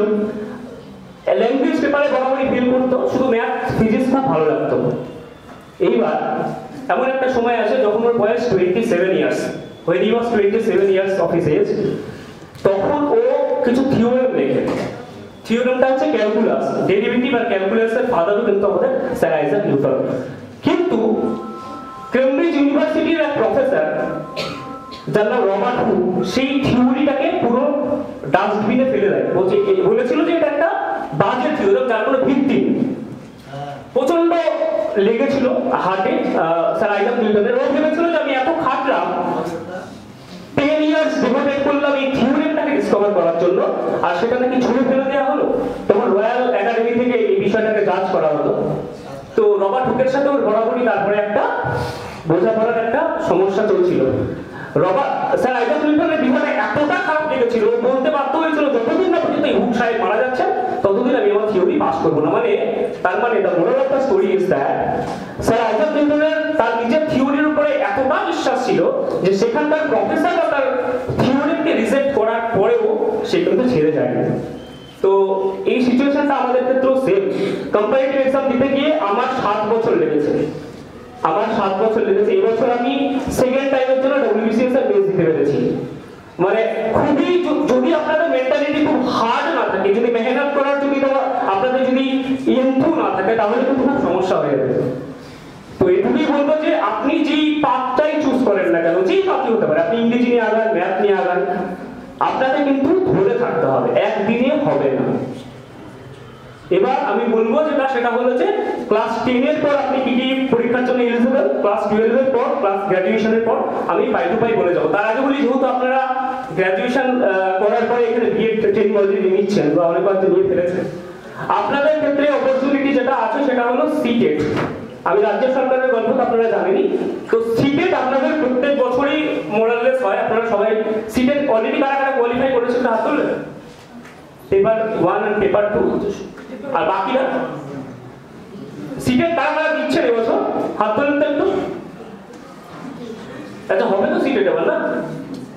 যাই হোক, সিটেটটা অবশ্যই দেবেন। তার কারণ কেভি সিটেটটা কোয়ালিফাই না থাকলে আপনি কেভিতে বুঝতে পারবেন না। আর সিটেট পরীক্ষা যদি আপনি কোয়ালিফাই করে থাকেন, তাহলে কন্ট্রাকচুয়াল বেসিসে কিছু কিছু স্কুলে ওনারা নিয়োগ করেন এবং স্যালারি কিন্তু অনেকটাই বেশি, প্রায় 34,000 অ্যারাউন্ড। তো আপনারা আপনি সিটেটটা দেবেন। সিটেটটা কোয়ালিফাই করে থাকলে আপনি অন্য রাজ্যের টিটগুলোতেও বুঝতে পারবেন। তো এই বিষয়টা আপনারা একটু দেখে নেবেন। এবার আমি যেটা আসবো সেটা হচ্ছে কম্পারেটিভ এক্সাম। ক্লার্কশিপের ফর্ম ফিল আপ করাটা হচ্ছে, আর একটু হাত তুলবেন, আমি একটু ফিগারটা কাউন্ট করে নিই। আচ্ছা, আপনারা মানে স্কুল টিচারের জন্যই একদম ডিভোটেড কারা কারা, মানে শুধুমাত্র স্কুল টিচার হবে, তারা প্লিজ একটু হাত তুলবেন। সংখ্যাটা খুব shocking. That means most of you don't have firm belief in the course that you have been prepared for. তো আমি আপনাদেরকে বলবো, কম্পারেটিভ এক্সামসের জন্য অনেকগুলো হাত উঠেছিল, আপনারা সাবজেক্ট ওয়াইজ একটু পড়াশোনা করুন। হিস্ট্রি, জিওগ্রাফি, পলিটি, ইকোনমি, ওখানেও কিন্তু সমুদ্র। আমি পলিটি থেকে 2-1 কোয়েশ্চেন জিজ্ঞেস করছি, যেহেতু আপনারা অনেকে হাত তুলছেন, দেখি আপনারা বলতে পারেন কিনা। আচ্ছা, ডাবল জিওপার্ডি বলে একটা কনসেপ্ট আছে, কেউ বলতে পারো what is double Jeopardy? No problem. আমি আপনাদের এই কারণে জিজ্ঞেস করছি, এই প্রশ্নগুলো কিন্তু ক্লার্কশিপের জন্য ভীষণ ইম্পর্টেন্ট। আমি যেটা মূলত বুঝতে পারছি, কম্পারেটিভ এক্সামসের শুরু কাজটা আপনারা করেছেন, আপনারা আগাতে চাইছেন। তো আমি এটুকু বলবো, সাবজেক্ট ওয়াইজ বইপত্র কিনে নিন এবং সেভাবে নিজেকে প্রিপেয়ার করুন। এটুকু। আর একটা কথা আপনাদের বলে রাখি, যেহেতু আপনারা টিচার হতে চাইছেন, সিটেট এর পরীক্ষা দিচ্ছেন, আপনারা যদি কেভি বা এনভিএস এর যদি পরীক্ষা দেন, আপনাদের কিন্তু দুটো ল্যাঙ্গুয়েজ কিন্তু অবশ্যই টেস্ট করা হয়। আমার একটা কলিগ গেছিল এক ইন্টারভিউ দিতে, পিডি মেন্স কোয়ালিফাই করার পরে কেভির ইন্টারভিউ ছিল।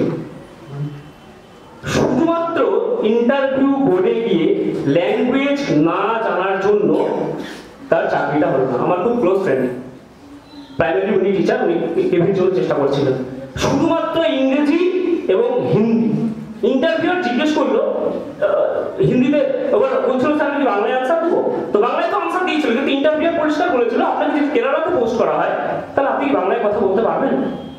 আর বেঙ্গলি বাংলা রিজিয়ন বেল্টের ছেলেমেয়েদের হিন্দি এবং ইংরেজি টেস্ট করা হয়, আর হিন্দি রেঞ্জের যারা ক্যান্ডিডেট যায় তাদের ইংরেজিটা উল্টো টেস্ট করা হয়। তো আপনাদেরকে আমি এটুকু অবশ্যই বলবো, আজকে একটু নোট ডাউন করে নিয়ে যান। আপনি ল্যাঙ্গুয়েজের উপরে কাজ করুন। আপনার যদি ইংরেজি ভালো থাকে আপনি কিন্তু আপনার কাছে অনেক বেশি অ্যাডভান্টেজ আছে, অনেক বেশি অ্যাডভান্টেজ। আপনি যদি ইংরেজি এবং ম্যাথ যদি খুব ভালো করে জানেন তাহলে আপনার কাছে প্রচুর স্কোপ আছে। তার কারণ এই দুটো এমন পিলার, এই দুটো পিলার যদি উইক থাকে আপনার, তাহলে আপনার কম্পারেটিভ এক্সামসের জার্নিতে আপনি অনেক পিছিয়ে আছেন। এইবার আমি দুই একটা প্রশ্ন আপনাদেরকে করতে বলছি, আপনারা বলুন যে আপনাদের কি কোয়েরি আছে, আমি চেষ্টা করবো সেটাকে অ্যাড্রেস করার। আপনাদের কোনো প্রশ্ন থাকলে প্লিজ রেজ করতে পারেন, দুই একটা প্রশ্ন। আপনাদের কোনো প্রশ্ন থাকে একটু সামনে এসে বলুন।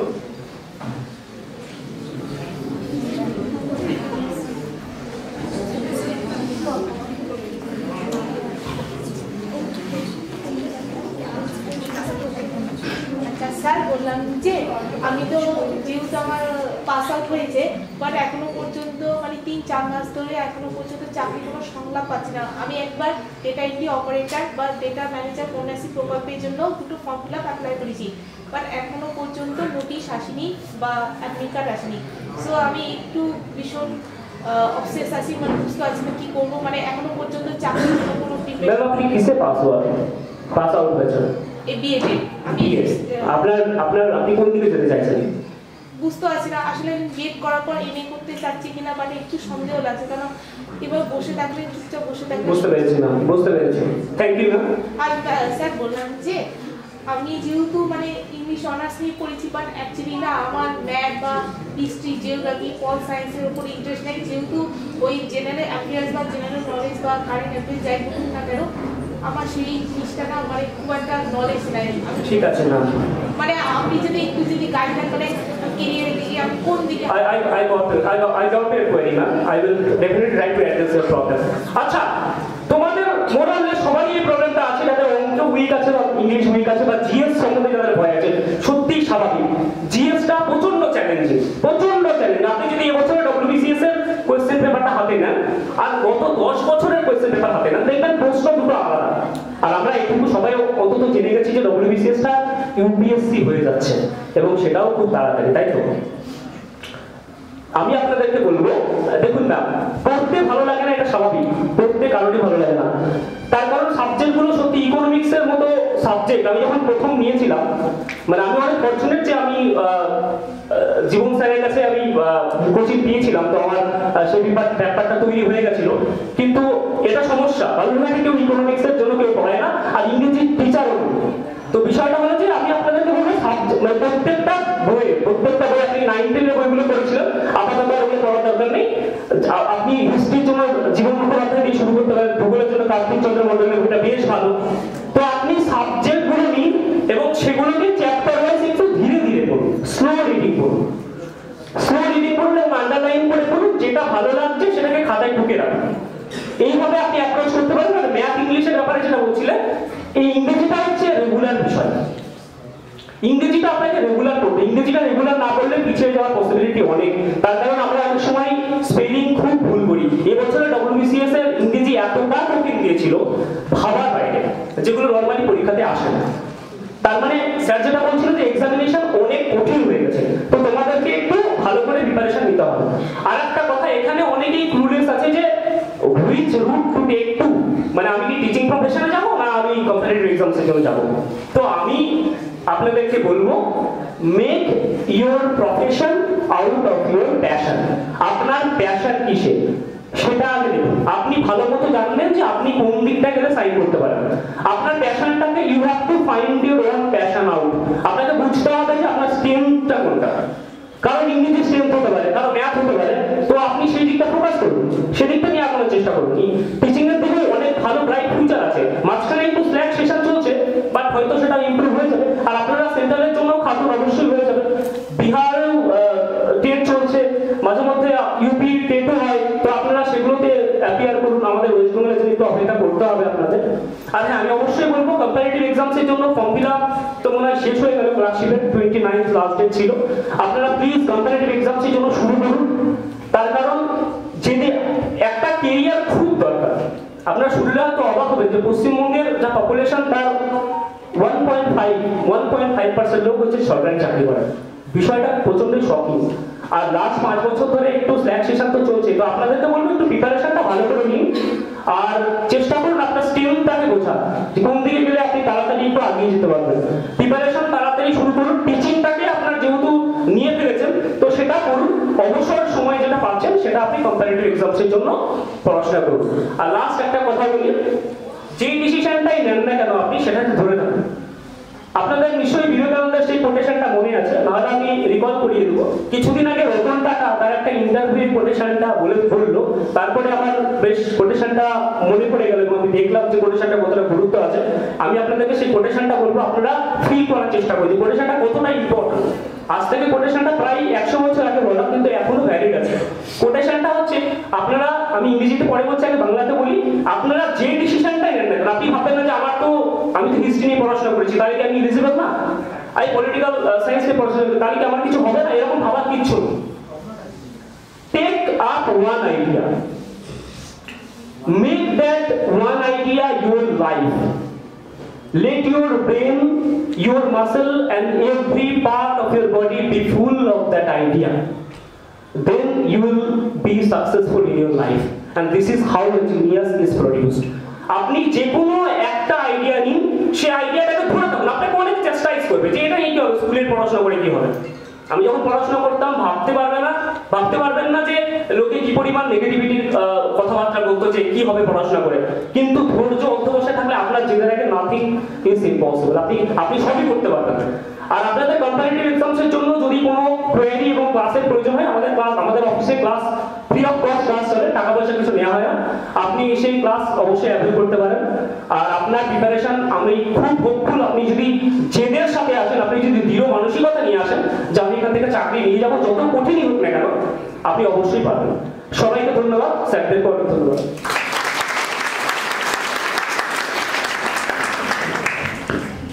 অসংখ্য ধন্যবাদ। আমি আবার উঠে এলাম যে তোমাদের সামনে এখন বক্তব্য রাখলেন উনি অ্যাকচুয়ালি এই যে এমপ্লয়মেন্ট এক্সচেঞ্জে ক্লাস হয় বা কোচিং হয়, এই কিন্তু তারই ফসল। একটা জাস্ট উদাহরণ জন্যই আমি কিন্তু ওকে নিয়ে এসেছি। তো কিন্তু কম্পিটিটিভ এক্সামের রীতিমতো আমাদের এমপ্লয়মেন্ট এক্সচেঞ্জে 3 থেকে 4 বছর লেগেছিল এবং বিভিন্ন সময় আমাদের যে ক্লাসগুলো হয়, রিসেন্টলি গভর্নমেন্টের এই যে স্পেশাল কোচিং প্রোগ্রামটা পোস্টপন রয়েছে, কিন্তু আমরা চেষ্টা করছি নিজেদের তরফ থেকে ওটা কন্টিনিউ করার। কিন্তু গভর্নমেন্টের যেগুলো প্রোগ্রাম আমাদের লেবার ডিপার্টমেন্ট থেকে শিডিউল করা থাকে, সেগুলোতে আমরা বিভিন্ন ধরনের টিচার বা অফিসারদেরকে রিক্রুট করি। সেটা 10 দিনের ক্লাস হয় প্রত্যেক মাসে, আর এখন হয় প্রতি সপ্তাহে 2 দিন। তো সেটা আমাদের অফিসের লোকেরাই ক্লাসগুলো নেয়। তো সুতরাং তোমাদের সামনে একটা উদাহরণ হিসেবে দেখানোর জন্যই কিন্তু আমি ওনাকে নিয়ে এসেছি, যাতে তোমরা দেখো যে এই ছেলেটা কত প্রচেষ্টা করে সাকসেস হয়েছে, এবং সেটা কি আমাদের অফিসেই সে জয়েন করেছে। এর থেকে বড় সৌভাগ্যের কি হতে পারে? যেখানে ক্লাস করলো, যেখানে পড়াশোনা করলো, সেই অফিসেই সে চাকরি করছে বর্তমানে। Thank you. কর্মজীবন আমাদের জীবনের সেতু রচনা করে। আমরা প্রত্যেকেই জানি যে আমরা ছোটবেলা থেকে আস্তে আস্তে ধীরে ধীরে বড় হয়েছি, আমাদের লক্ষ্য একটাই যে আমরা জীবনে একজন সফল ব্যক্তি হিসাবে সমাজে দাঁড়াবো, যাতে আমাদের মেরুদণ্ডটা সোজা হয়ে থাকে। কিন্তু আমরা এই বর্তমান যে আমাদের ট্র্যাডিশনটা চলছে, তাতে আমরা উপলব্ধি করছি যে আমাদের চাকরি পেতে গেলে কতটা কষ্ট হয়, তার বাস্তবিক এক্সাম্পল দিয়ে গোবিন্দবাবু আমাদেরকে বুঝিয়ে দিয়েছেন। এবং তোমরাও বুঝতে পেরেছো যে আমাদেরকে কতটা লেভেলে পড়াশোনা করতে হবে এবং কতটা স্কিলফুল হতে হবে। সেই জন্য অসংখ্য ধন্যবাদ জানাই গোবিন্দবাবুকে, এবং তোমরাও ওনার কাছ থেকে অনেকটাই শিক্ষা নাও যে কিভাবে আমাদেরকে আগামী দিনে প্রস্তুত হতে হবে। ধন্যবাদ।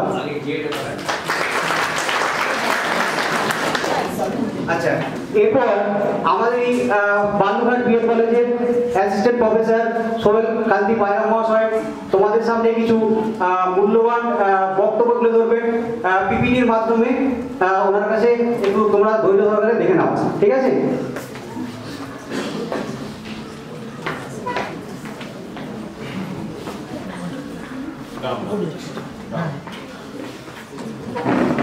নমস্কার। এই আলোচ্য মঞ্চে যে কেরিয়ার কাউন্সিলিং মঞ্চ রয়েছে, এই আলোচ্য মঞ্চে শুভ প্রাঙ্গণে শুভ পথের দিশারি আমাদের মাননীয় সকলেই জানা প্রেসিডেন্ট স্যার, ওনাকে প্রথমে আমার সশ্রদ্ধ প্রণাম জানাই, তারপর আশিস স্যার এবং আজকে সভা প্রাঙ্গণে উপস্থিত গভর্নমেন্ট অফ ওয়েস্ট বেঙ্গলের তরফ থেকে যিনারা এসেছেন ওনাদেরকেও আমার শ্রদ্ধেয় প্রণাম জানিয়ে এবং সকলের সামনে উপবিষ্ট আমার স্ত্রীর ছাত্রছাত্রীরা সকলকে সম্ভাষণ জানিয়ে আজকে যে কেরিয়ার কাউন্সিলিং সেশন শুরু করছি। কিভাবে কেরিয়ার গড়ব, কেরিয়ার গড়ে তুলতে গেলে কিভাবে আমাদের পরিকল্পনাগুলো করতে হবে, পরিকল্পনাবিহীন, মনে রাখবে পরিকল্পনাবিহীন কোনোদিন সাকসেস আসে না, তাই না? ওনারা অনেক কথা বলেছেন, খুব মূল্যবান বক্তব্য আমাদের সামনে তুলে ধরেছেন। কিভাবে কোশ্চেনগুলো আসে, কোশ্চেনের কিভাবে মোকাবিলা করতে হয়, কিভাবে মানে দিনকে দিন হচ্ছে কিনা কম্পিটিশন অনেক কঠিন হয়ে যাচ্ছে, তাই না? সেই কঠিন যে চড়াই উতরাই সেই পথকে কিভাবে বৈতরণী সহকারে আমরা উতরাবো তার কিছু দৃষ্টান্ত, তার কিছু দিশা আমি এই স্লাইডের মধ্য দিয়ে উপস্থাপন করব। অলরেডি জেনে নিয়েছো যে কেরিয়ার কাউন্সিলিং কি বা কেরিয়ার কিভাবে গড়ে তুলবো, তাই না? তাই কেরিয়ার কাউন্সিলিং নিয়ে আর তার ডেফিনেশন দিচ্ছি না। তাহলে কোনো কাজ, পেশা ভিত্তিক চাকরি করে জীবন অভিজ্ঞতার মাধ্যমে জীবনকে প্রতিষ্ঠা করাকে কেরিয়ার বলে। এখানে বুঝতে পারছো আমরা সকলে ভাবি যে একটা সরকারি চাকরি পেলেই আমার কেরিয়ারটা খুব ভালোভাবে গড়ে উঠবে, কিন্তু জেনে রাখবে এই যে এতজন বসে আছো প্রায় 100-র উপরে, সকলে কি সরকারি চাকরি পাবে? কি হলপ করে কি বলতে পারো কেউ সরকারি চাকরি পাবে? পাবে, কিন্তু পাবে না। আমি জানি 100 জন যদি সরকারি চাকরি এখান থেকে পায় তাহলে কি হবে? বাকি যে পেশাগুলো কি হবে? তারা হীনমন্যতায় ভুগবে, তাই তো? বাকি পেশাগুলোকেও বেছে নিতে হবে। শুধু সরকারি চাকরির পেছনে দৌড়ালে হবে না। সরকারি চাকরি পেতে গেলে সেরকম কোয়ালিটি দরকার, সরকারি চাকরি পেতে গেলে সেরকম কোয়ালিফিকেশন দরকার, আর সরকারি চাকরি পেতে গেলে সেরকম দৃষ্টান্ত থাকা দরকার, সরকারি চাকরি পেতে গেলে সেরকম ক্ষুধা থাকা দরকার।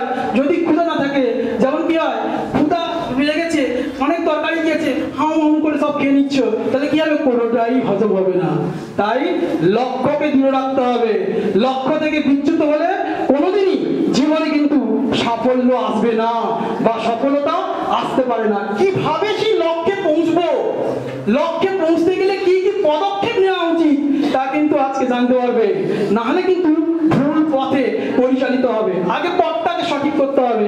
সেই সঠিক পথের দৃষ্টান্ত দেওয়ার জন্য প্রথমেই আমরা জেনে নেব যে সফল কেরিয়ার গঠনে কি কি করণীয় বিষয়। দেখে নাও, লক্ষ্য নির্ধারণ। কোনো কাজে সফল হওয়ার জন্য প্রয়োজন সঠিক দিশা এবং নির্দিষ্ট লক্ষ্য। লক্ষ্য ছাড়া, লক্ষ্য ভ্রষ্ট হয়ে চললে কোনোদিন সফলতা আসবে না।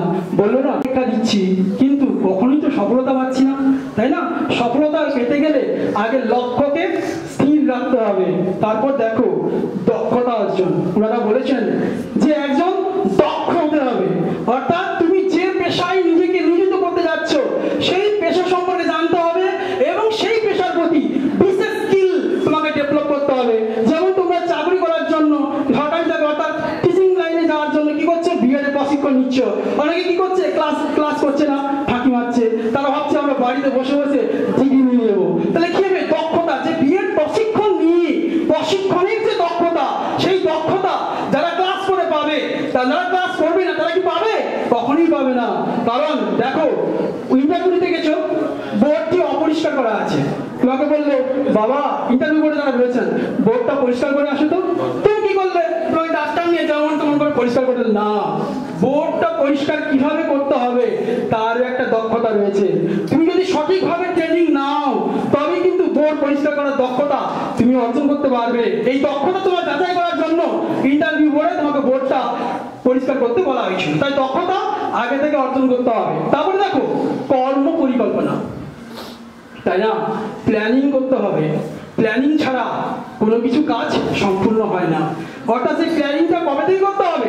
প্ল্যানিং শুরু করতে হয় মাধ্যমিক থেকে।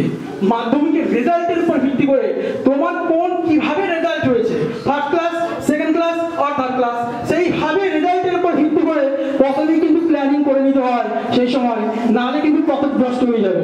নেক্সট দেখো সময়ের যথাযথ ব্যবহার। সময় চলে যায় নদীর স্রোতের প্রায়। সময় যদি চলে যায় না আর ফিরে আসবে না। দেখতে দেখতে কি হবে? বয়স বেড়ে যাবে।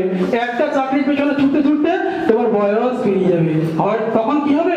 যে হায়, অনেক চেষ্টা করলাম, অনেক পরীক্ষা দিলাম, কিন্তু চাকরি তো পেলাম না, তাই না? তাই সময়টাকে কাজে লাগাতে হবে। ঘুমিয়ে ঘুমিয়ে স্বপ্ন নয়, তাই না? এপিজে আব্দুল কালাম বলেছিলেন, স্বপ্ন দেখবে জেগে জেগে, এবং সেই স্বপ্নকে বাস্তবায়িত করার চেষ্টা করতে হবে। ঘুমিয়ে দেখা স্বপ্ন কখনোই সফল হয় না। অনেকে ভাবো ভোরবেলায় স্বপ্ন দেখছি সফল হবে, এই মনে আমি চাকরি পেয়ে যাবো, কখনোই নয়। স্বপ্নকে সাকার করতে হয়। কি হয় না, জেগে জেগে দেখো, দিনের বেলায় দেখো, সেটাই হচ্ছে স্বপ্ন। এবং সেই সময়ের তাই সৎ ব্যবহার করতে হবে। তারপরে দেখো প্রায়োরিটি নির্ধারণ। নিজের চিন্তা ভাবনাকে প্রায়োরিটি দিতে হবে। তুমি কোন বিষয়ে দক্ষ, কোন বিষয়ে অদক্ষ, তোমার চিন্তা ভাবনাকে যদি প্রায়োরিটি না দাও তাহলে কখনোই কি হবে? জীবনে সাফল্য পাবে না। তাহলে কেরিয়ার সঠিকভাবে কিন্তু করে উঠবে না। নেক্সট দেখো চট জলদি সঠিক সিদ্ধান্ত গ্রহণ। অনেক সময় কি হয়, সিদ্ধান্ত নিতে নিতে না অনেক দেরি হয়ে যায়। এই দাঁড়া না, কালকে ভাববো। এই তুই এই ফর্মটা ফিল আপ করেছিস রে, তাই না? বন্ধুজনের সঙ্গে আলোচনা করছে, না রে আজকে তো করিনি, কালকে ভাববো। এই যে কালকে ভাববো, কালকে ভাবতে গিয়ে ভাবনাই থেকে যাবে। যখন থেকে কোনো জায়গায় ফর্ম বেরোচ্ছে সেটা চটজলদি ফিল আপ করো, চটজলদি সিদ্ধান্ত নিতে হবে এবং সঠিক সিদ্ধান্ত নিতে হবে। ভুল কখনো সিদ্ধান্ত নিতে যেও না। একটা সিদ্ধান্ত তোমাকে কিন্তু পথভ্রষ্ট করে দিতে পারে। নেক্সট দেখো রেফারেন্স নেটওয়ার্ক তৈরি। যে পেশায় নিয়োজিত হতে যাচ্ছ তার রেফারেন্স নেটওয়ার্ক তোমাকে কিন্তু তৈরি করে রাখতে হবে। অর্থাৎ ওই পেশা যদি আমি না পাই তাহলে কি হবে? একটা পিছনে দৌড়াচ্ছ, দেখা গেল অনেক চেষ্টা করেও সেই পেশা তুমি কিন্তু পেলে না, তাহলে কি করতে হবে? তার পরিপূরক আনুষঙ্গিক একটা রেফারেন্স নেটওয়ার্ক কিন্তু ঠিক করে রাখতে হবে। নেক্সট দেখো টেকনোলজিক্যাল জ্ঞান। বর্তমানে কিন্তু টেকনোলজি ছাড়া তোমাকে কেউ বুঝবে না, তাই না? তোমার ফর্মটি ফিল আপ করতে হবে, তাই না? তোমাকে ফর্ম ফিল আপ করা শিখতে হবে। মেল পাঠাতে হবে, মেল কিভাবে পাঠাতে হয় তা শিখতে হবে। একটা বায়োডাটা, তোমার যে বায়োডাটা তাকে সুন্দর করে সাজাতে হবে, টাইপ করতে হবে, জানতে হবে, এবং সেই বায়োডাটা কিভাবে মেল করবো, কিভাবে পাঠাবো, এই ধরনের জ্ঞানগুলো কিন্তু থাকা দরকার। অর্থাৎ টেকনোলজিক্যাল জ্ঞান যদি ভালো কেরিয়ার করতে হয়, পর নির্ভরশীল না হয়ে টেকনোলজিক্যাল জ্ঞান কিন্তু অবশ্যই থাকা দরকার। না হলে কিন্তু ওকে ধরে ধরে কি হবে? এই আমার ফর্মটা ফিল আপ করে দিবি, এই আমার মেলটা পাঠিয়ে দিবি, এ করতে করতে কি হবে? অনেক সময় অতিবাহিত হবে। আমরা পরের স্লাইডে চলে, আমরা এতক্ষণ জানলাম যে কিভাবে কি করলে কেরিয়ার গড়ে উঠবে। এবার এই যে বিভিন্ন ধারণাগুলোকে 5টি ধাপে আমরা জেনে নেব কিভাবে কেরিয়ার প্ল্যানিং করব। প্ল্যানিং বিনা, একটু আগে বললাম না, যে কোনো কাজ করতে গেলে আগে প্ল্যানিং করতে হয়। কিভাবে প্ল্যানিং করব সেই প্ল্যানিং এর পারপাস একটু জেনে নিই। ক্যারিয়ার প্ল্যানিং করব কিভাবে? প্রথমে আইডিয়া মানে ধারণা, যে পেশায় তুমি নিয়োজিত হচ্ছ সেই পেশার সম্পর্কে আগে জানতে হবে, তাই না? যে পেশায় তুমি নিয়োজিত হচ্ছ আগে তোমাকে জানতে হবে, বিশেষজ্ঞের পরামর্শ নিতে হবে। আশেপাশে যারা ওই পেশায় চাকরি পেয়েছেন তাদের কাছ থেকে পরামর্শ, তাদের সহযোগিতা নিতে হবে, এবং কিভাবে ওনারা চাকরি পেয়েছেন তার জন্য তাদের সঙ্গে কথাবার্তা বলতে হবে।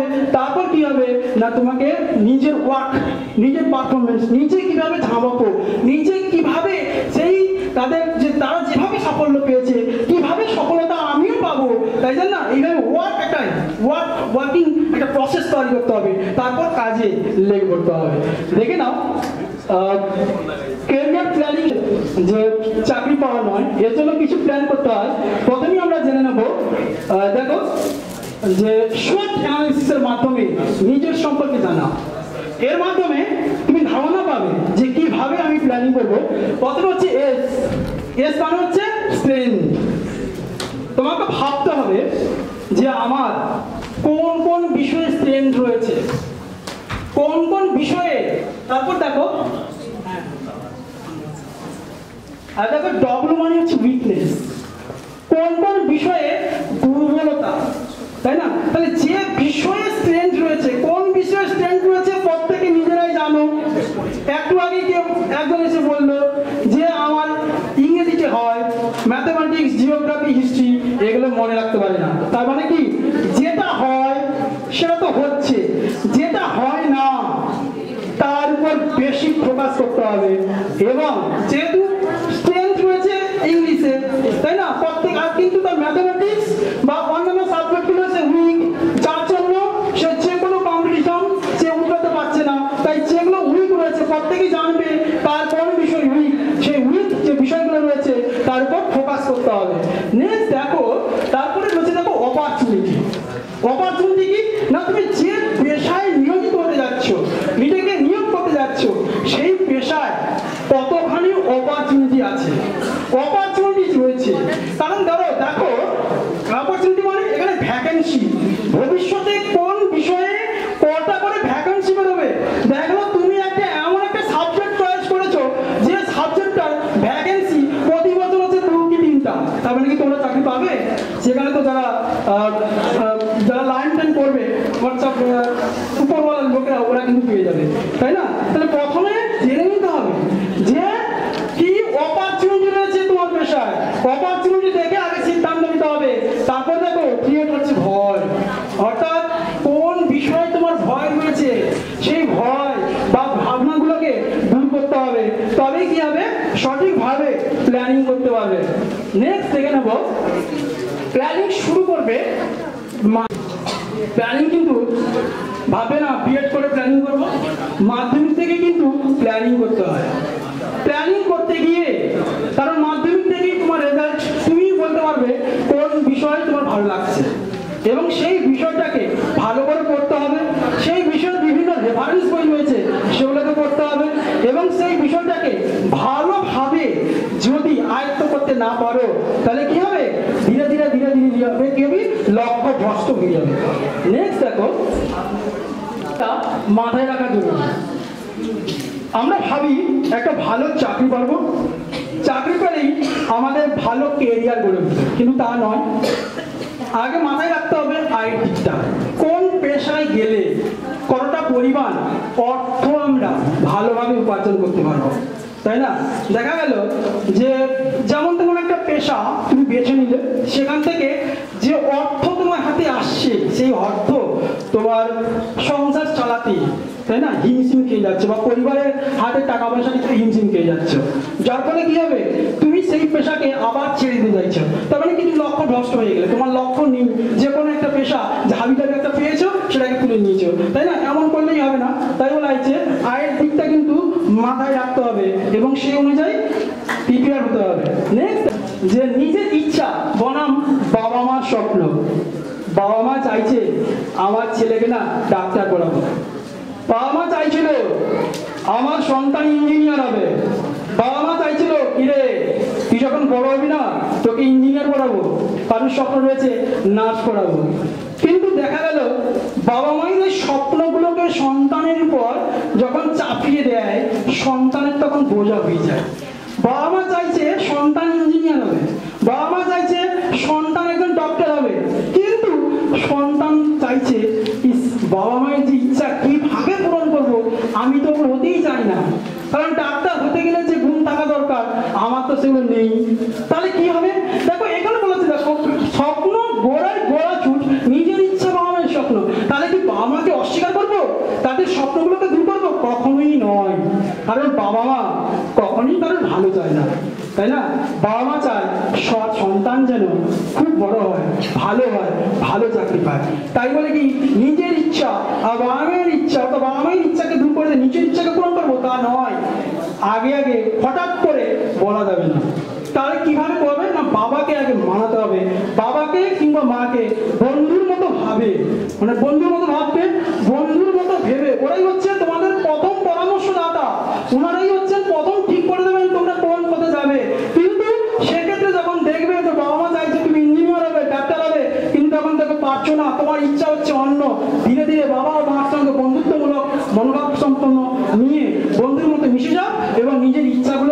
আনন্দের সহকারে ওইখানে প্রকাশ করো, ধীরে ধীরে দেখবে বাবা মাও তোমার ইচ্ছাটাকে প্রাধান্য দেওয়ার চেষ্টা করবে। নেক্সট আমরা যাবো, নেক্সট দেখো চাকরি আর কেরিয়ার কিন্তু এক নয়। কেন না, আমরা ভেবেছি যে একটা চাকরি পেলাম মানে কেরিয়ার গড়ে উঠবে, তা নয়। ব্যবসা বাণিজ্য হতে পারে, তাই না? কেউ ব্যবসা বাণিজ্য কেরিয়ার করতে পারে, কেউ আবার টেকনিক্যাল লাইনেও কেরিয়ার করতে পারে, কেউ সুন্দর করে ফটো এডিটিং করে কেরিয়ার করতে পারে, কেউ কম্পিউটারের বিভিন্ন সরঞ্জাম, কম্পিউটারের বিভিন্ন হার্ডওয়্যার সফটওয়্যারের জ্ঞান ধারণা নিয়ে সেও কিন্তু কেরিয়ার করতে পারে। কেরিয়ার কিন্তু বিভিন্নভাবে করা যায়, শুধুমাত্র চাকরি পাবে এমন নয়। অনেক অনেক সেক্টর রয়েছে, প্রাইভেট থেকে শুরু করে গভর্নমেন্ট, যে কোনো কাজে যে কিন্তু নিবেশ করা যায়। নেক্সট দেখো, চাকরির আগে কেরিয়ার সম্পর্কে অভিজ্ঞতা। যে বিষয় তুমি চাকরি করতে যাবে সেই পেশাটাকে যখন বেছে নিয়েছো সেই সম্পর্কে আগে থেকে তোমাকে অভিজ্ঞতা অর্জন করতে হবে। যদি সঠিকভাবে অভিজ্ঞতা অর্জন করতে না পারো তাহলে কি হবে, সেই কাজটি সফলভাবে তাকে সম্পন্ন করতে পারবে না। নেক্সট আমরা যাব যে বিষয়টিও তোমার পড়ার বিষয়, অর্থাৎ সেটাকে যে বিষয়টাকে তুমি নিজের কেরিয়ার হিসাবে বেছে নিয়েছো, কেউ টিচিং, কেউ ইঞ্জিনিয়ার, কেউ ফটো এডিটিং, কেউ নার্সিং, ওটাকে ভালো করে পড়তে হবে। ওই বিষয়টাকে কেন্দ্র করে তোমার ধ্যান জ্ঞান চিন্তা ভাবনা ওটার মধ্যে নিয়োজিত হবে। সবসময় কিন্তু লেগে যেতে হবে, আর পিছু পা হলে কিন্তু হবে না। নেক্সট দেখে নাও যে এবার আমরা জানবো যে আফটার বিএড, যেহেতু তোমরা বিএড ট্রেনিং করছো, কথা বলবে না, বিএড ট্রেনিং করছো তাই না? এই বিএড ট্রেনিং করার পর কি কি সরকারি চাকরির সুবিধা আছে কিংবা বেসরকারি চাকরির সুবিধা আছে আমরা জেনে নেব, যার দ্বারা নিজের সুন্দর করে কেরিয়ার গড়ে উঠতে পারে। তাই স্লাইডের দিকে একটু মনোযোগ দাও। প্রথমে দেখো আফটার বিএড কি কি চাকরি রয়েছে, প্রথমে দেখে নাও। নাম্বার 1 টিচার, সকলেই জানো টিচার হওয়ার জন্য তোমরা বিএড ট্রেনিং নিচ্ছ, তার জন্য এনসিটির কিছু ক্রাইটেরিয়া রয়েছে, 50% জেনারেল এবং 45% এসটিএসসি, তাই না? কোটার জন্য 45%, এই পার্সেন্টেজ প্রথমেই অর্জন করতে হয়।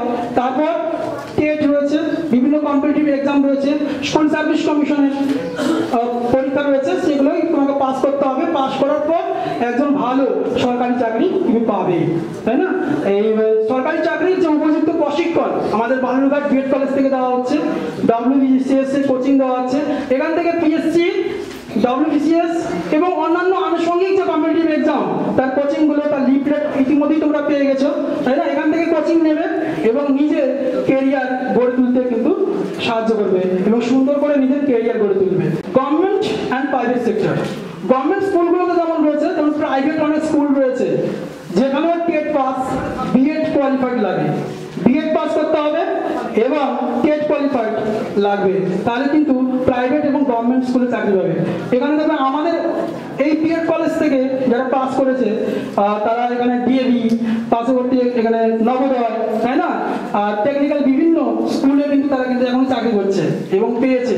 তোমরা যদি সবসময় লেগে থাকো যে আমরা গভর্নমেন্ট চাকরি পাবো, তাহলে কিন্তু পাবে না। অনেক প্রাইভেট স্কুল রয়েছে, সেগুলো কিন্তু তোমাকে যোগাযোগ করতে হবে, ফর্ম ফিল আপ করতে হবে, তার জন্য উঠে পড়ে লাগতে হবে, দেখবে কোনো না কোনো চাকরি প্রত্যেকেরই জুটবে।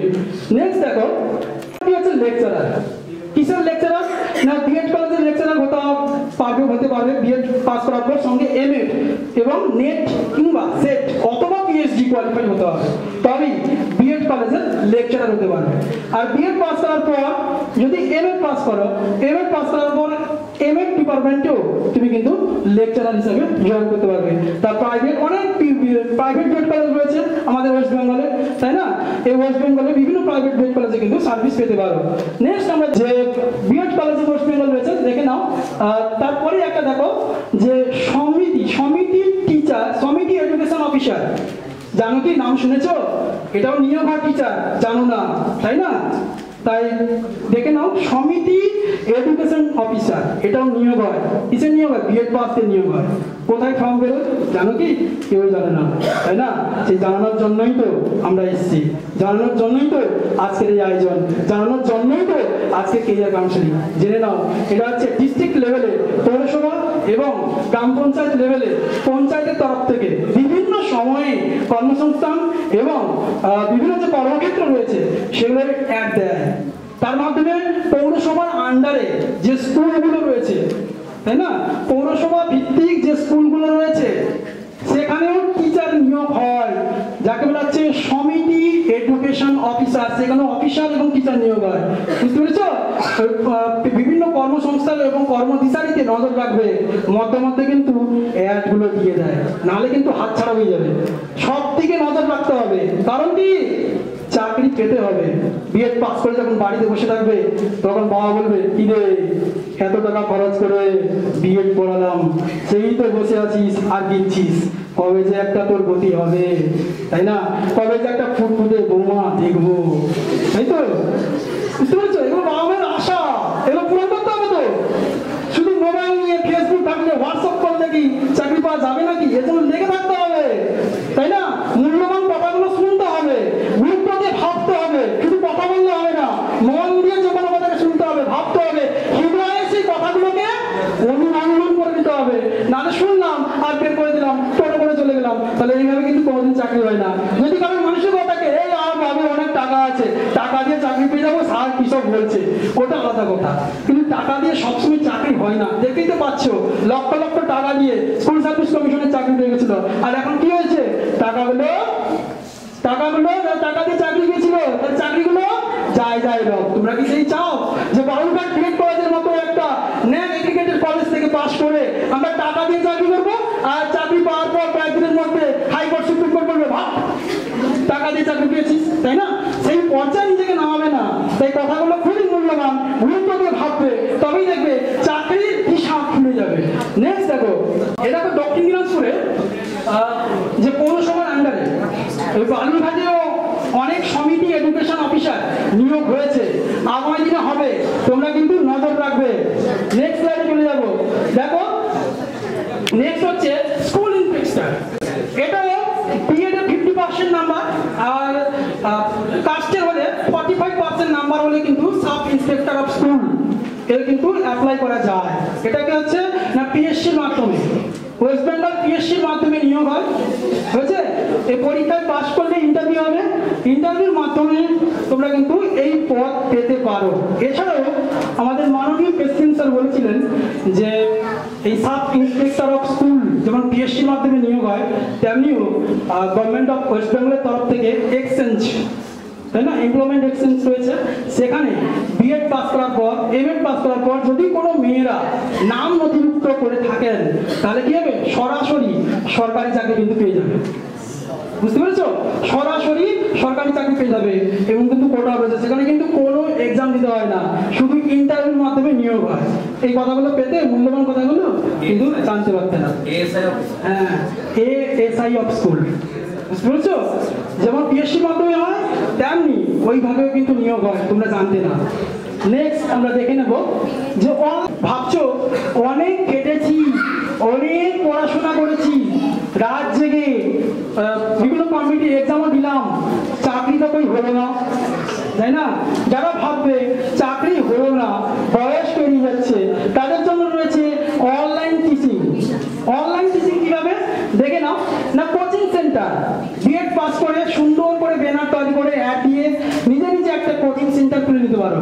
যদি তোমার বিএড কোয়ালিফিকেশন থাকে তাহলে কোচিং সেন্টার খুব ভালোভাবে চলবে।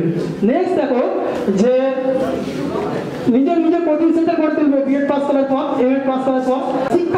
শিক্ষা বন্ধু আর শিক্ষা মিত্র, বর্তমানে ওয়েস্ট বেঙ্গল গভর্নমেন্ট কি করেছে? শিক্ষা বন্ধু এবং শিক্ষা মিত্র নিয়োগ করছে এবং নিয়োগ করবে।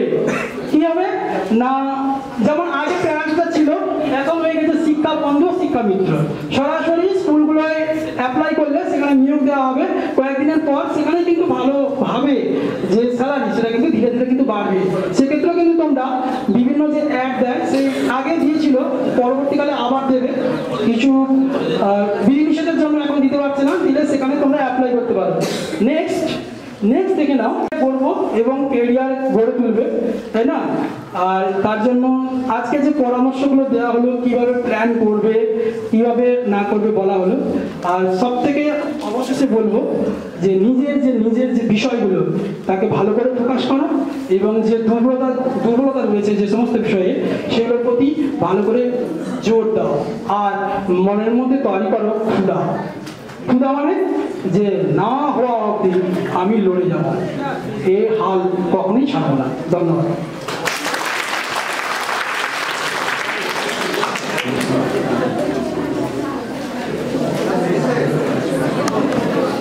অসংখ্য ধন্যবাদ শৈবাল কান্তি পায়রা মহাশয়কে। উনি ওনার মূল্যবান বক্তব্য পিপিটির মাধ্যমে সবাই সামনে তুলে ধরলেন। আশা করি তোমরা অনেকটাই বুঝতে পেরেছ। এবার নেক্সট ডক্টর আশিস কুমার দাস মহাশয়কে আমি ডেকে নেব এই সেশনে কিছু বক্তব্য তুলে ধরার জন্য, যিনি special guest of our event, member of our governing body, Balurghat BEd college. মঞ্চে উপস্থিত আমাদের বালুরঘাট বিএড কলেজের কর্ণধার প্রেসিডেন্ট ডক্টর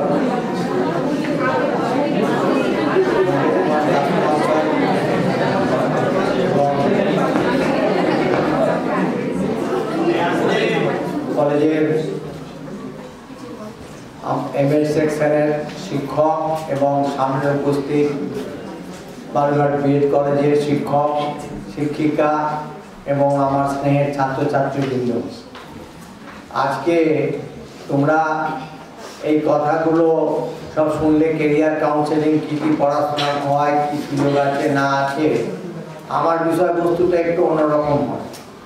আমার হচ্ছে কেরিয়ার কাউন্সেলিং কথার অর্থটা কি? কাউন্সেলিং মানে হচ্ছে উপদেশ প্রদান বা নির্দেশনা। তো এই নির্দেশনাটা কে দেবে এবং নির্দেশনাটা দেবার অধিকার কার, কে নির্দেশনা কার কাছ থেকে আমরা এই নির্দেশনা পেয়ে থাকি। সবচেয়ে বড় কথা হচ্ছে, যেখানে একটু আগে স্যার বললেন যে ছোটবেলা থেকেই একটা মাইন্ডসেট তৈরি হওয়া দরকার। যে মাইন্ডসেট যেটা বলছে যে you have a right mindset, you can do everything, but you don't have any mindset, you can do anything. অর্থাৎ তোমার যদি মাইন্ডসেট তৈরি না হয় তাহলে তুমি কিছুই করতে পারবে না।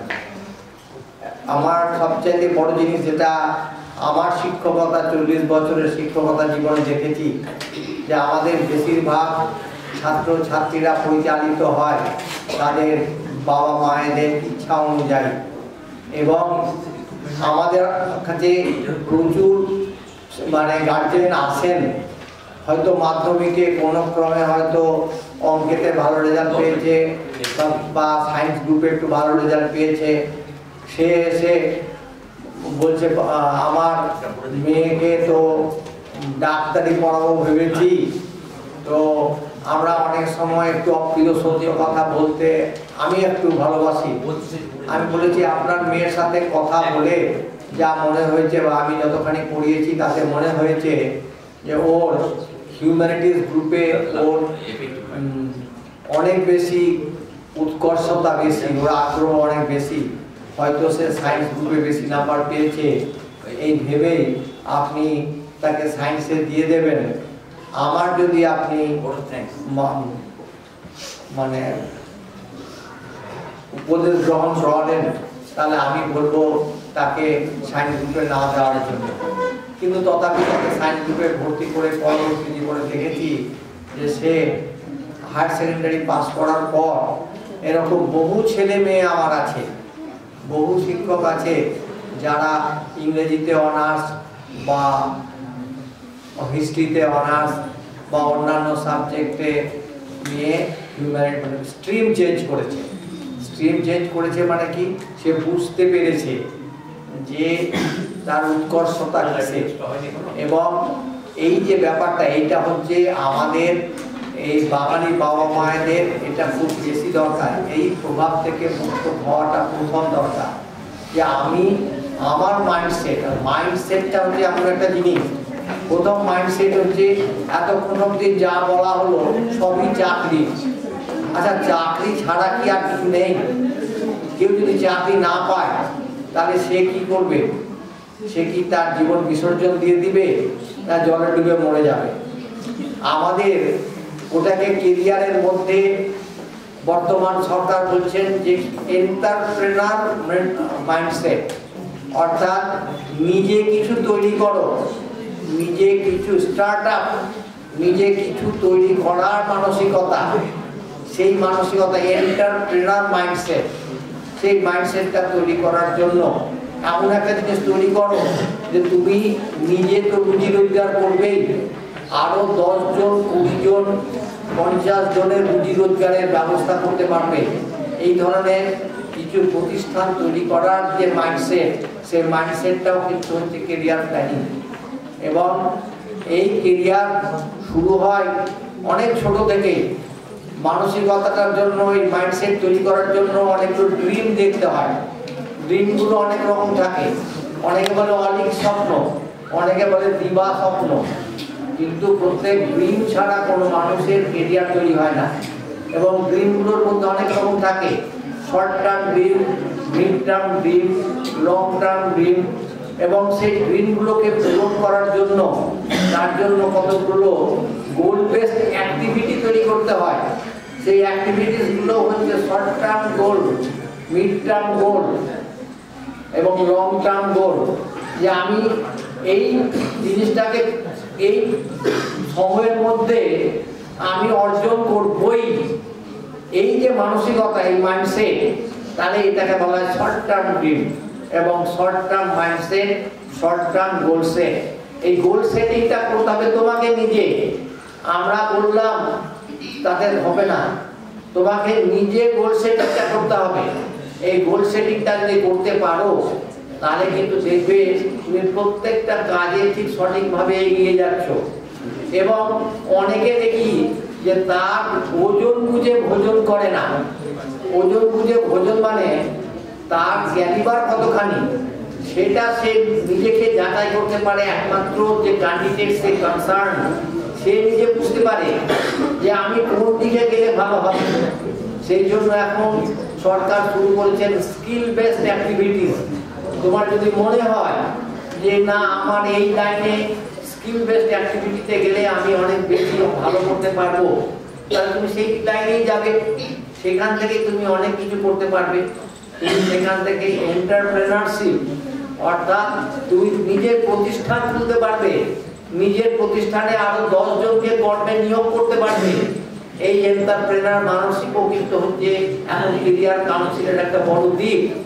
অর্থাৎ নিজে কিছু করো, কেবলমাত্র চাকরি চাকরি চাকরি চাকরি, এই যুগের অবসান আসছে। অর্থাৎ চাকরিটা একমাত্র জীবনের একমাত্র লক্ষ্য, ধ্যান এবং হবে না, নিজেকে কিছু করতে হবে। আজকের এই উদ্দেশ্য আমরা জানি তোমাদের অনেককে মায়ের মনের দিক থেকে অনেক উদ্দীপ্ত করেছে এবং আগামী দিনে তোমাদের শুভ কামনা করে তোমরা যাতে তোমাদের কর্মক্ষেত্রে, নিজ নিজ কর্মক্ষেত্রে এগিয়ে যেতে পারো, এই আশা রেখে আমি আমার বক্তব্য সেটা হচ্ছে যে দীর্ঘদিন এসএসসি না হওয়ার কারণে একটা জিনিস বলতে আমি ভুলে গেছি যে আশিস বাবু আমাদের এসএসসি যে ইন্টারভিউ ওই বোর্ডে উনি মেম্বার, ঠিক আছে? এটা তোমরা জেনে রাখো, ভবিষ্যতে হয়তো কাজে লাগবে তোমাদের। আচ্ছা, যাই হোক, এরপরে আমি আমাদের president sir doctor Nabakumar Das মহাশয়কে আজকের যে আমাদের সেশন চলছে তার সম্পর্কে উনি বিচার কথা তোমার সাথে তুলে ধরবেন। Sir, kindly. তোমরা তো বিস্তারিতভাবে প্লেসমেন্ট সেল, আমাদের কলেজে নিজস্ব প্লেসমেন্ট সেল আছে, তাছাড়া কাউন্সিলিং করবার যে পদ্ধতি, সেই পদ্ধতি কি কি বিষয়ে সামনে চাকরির সুযোগ সুবিধাগুলো আছে সে সম্পর্কে ডেপুটি ডাইরেক্টর এমপ্লয়মেন্ট এক্সচেঞ্জ বিস্তারিতভাবে আলোচনা করলেন। আমরা নিজস্ব গতিতে তোমরা একটা করে লিফলেট সবাই পেয়েছো, লিফলেটটা পড়ে দেখো। আমরা কলকাতা ক্লাসরুম বলে একটা অর্গানাইজেশন আছে, যেখান থেকে প্রতি বছর প্রায় 40% ছেলেমেয়ে WBCS, IAS বা কম্পারেটিভ পরীক্ষায় পাস করে। এদের সঙ্গে আমরা একটা টাই আপ করেছি। 15ই জানুয়ারি থেকে এরা ট্রেনিং দেবে আমাদের এখানে, আমাদের এই কলেজে। আমরা আমাদের কলেজের ছেলেদের ফ্রি অফ কস্টে আমরা করাবো এই ট্রেনিং। প্রিলিমিনারি কোর্সটা হবে 6 মাসের।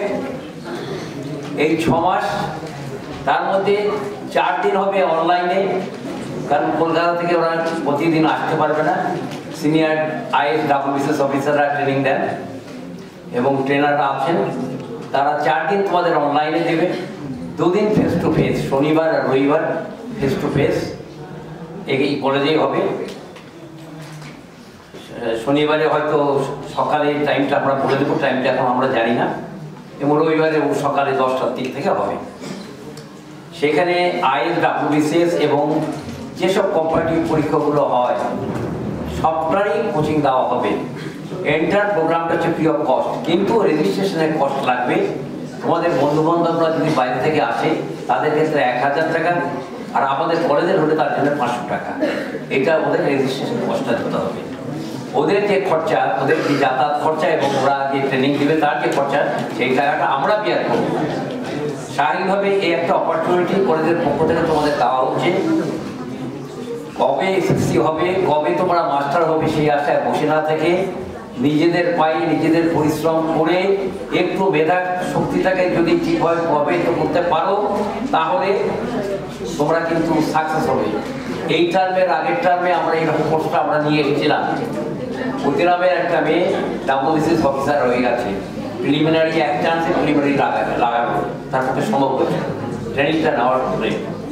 তো আমরা আশা করবো শুধু শিক্ষকতার আশায় বসে না থেকে, অলস সময় নষ্ট না করে এই প্রোগ্রামে আসতে গেলে আমাদের স্বরূপবাবু আছেন অফিসে, তার কাছে তোমরা নামটা এনরোল করবে।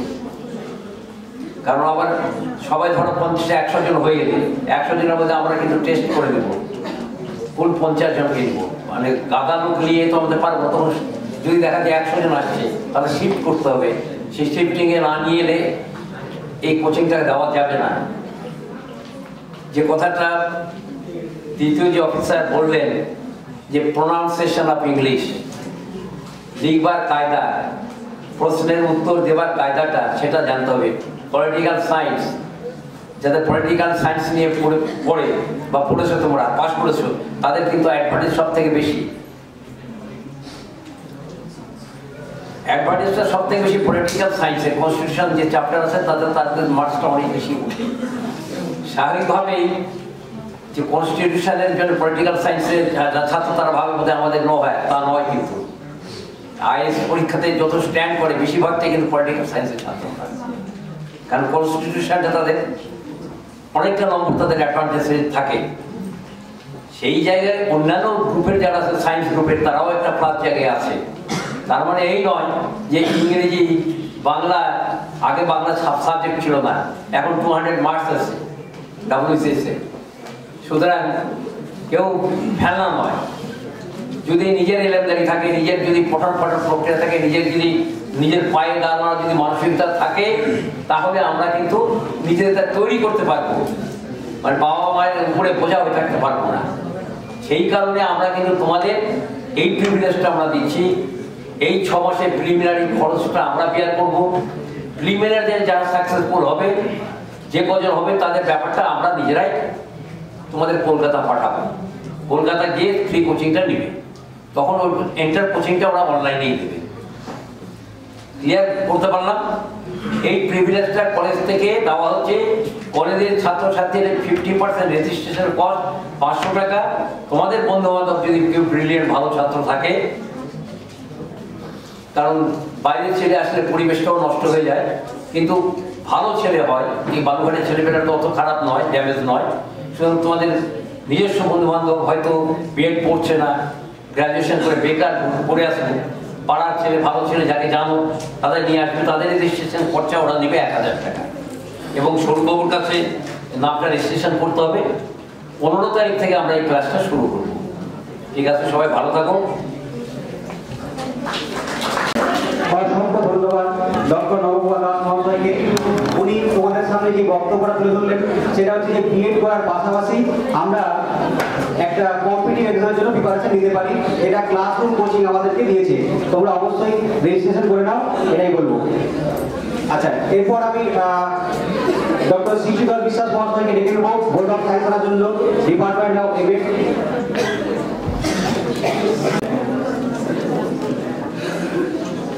On behalf of Convert BEd College, I stand here to express my heartfelt gratitude and thanks to Honorable President Convert BEd College for his continuous support and encouragement to continue this student week.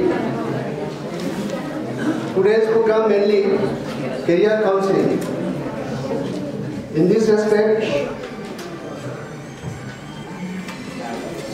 I would like to express my thanks to Jibon Mondol, Deputy Director of Employment, Dakshin Dinajpur. He showed his expression, especially in government and non-government service, and particularly in non-government service, how to find out the paths in non-government areas. After studying BEd simultaneously, you can prepare yourself in different segments of non-government services.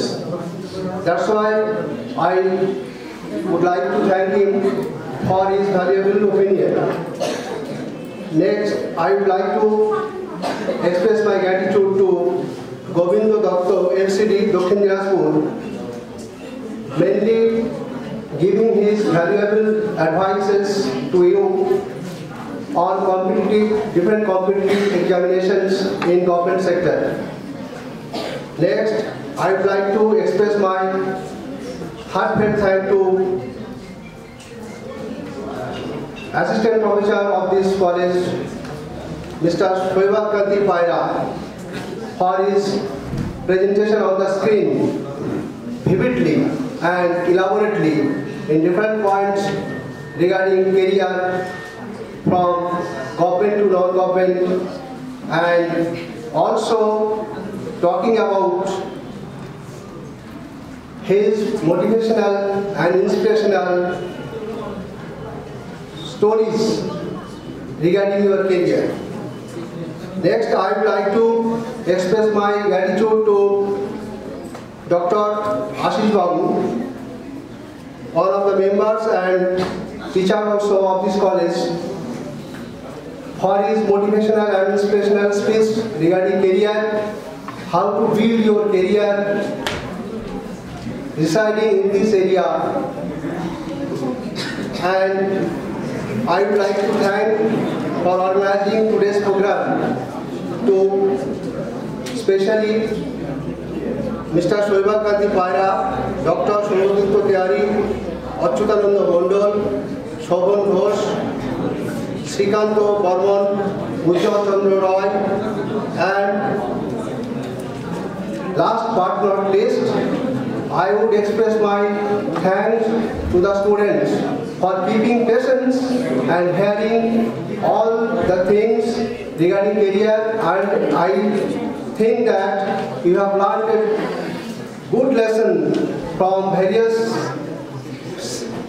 persons, and you have learned different avenues regarding your career, not only teaching career, but simultaneously other jobs in government and non-government sectors. And last of all, I want to express my opinion regarding one thing. Almost all the students are BEd enrolled here, and some of them are MAd. When one of our guests asked you for raising hands for joining here as a teaching profession, but none raised your hand. Why? None raised your hand. You have engaged here for BEd program, for become a teacher, but none of you raised your hand. I think you are not interested, you are not motivated for becoming a teacher. You have enrolled here as your own wish or motivated by some other people. Career means concentration, devotion, interest. So please, everyone, keep your mind, fix your goal and put your interest in particular one side, and then you will get success. Whatever our previous speakers highlighted this one. Once again, thank to all of you.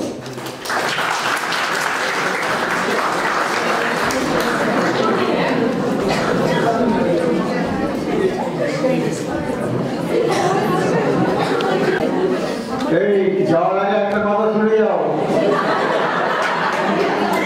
যাওয়ার আগে একটা কথা শুনে যাও, এটা ভুললে চলবে না। তোমাদের প্রত্যেকটা গতিবিধির উপর আমাদের নজর আছে। এই কখন আসছো যাচ্ছো সব খবর আছে, একটা খবর দেবো, ইনফরমেশন দেবো। আগামীকাল প্যারেন্টস, টিচার্স আর স্টুডেন্টস ইন্টারাকশন ডে। আমরা এখানে সবাইকে বলছি তোমরা সবাই প্যারেন্টসদের নিয়ে আসবে, বাবা মাকে নিয়ে আসবে। কালকে একটা মিটিং আছে, তোমরা আসবে এখানে। এবং আরেকটা সংবাদ দিচ্ছি, আগামীকাল থেকে ক্যান্টিন খোলা হবে। হাততালি দাও।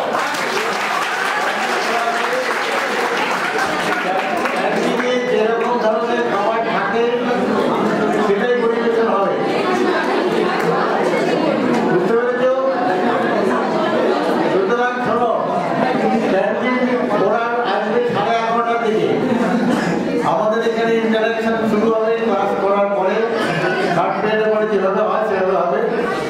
গার্জেনকে অনুরোধ করবে সেভাবে নিয়ে আসবে, এবং আমরা দেখবো তোমরা সবাই তোমাদের গার্জেনকে নিয়ে এসছো, বাবা মাকে নিয়ে এসছো, ঠিক আছে?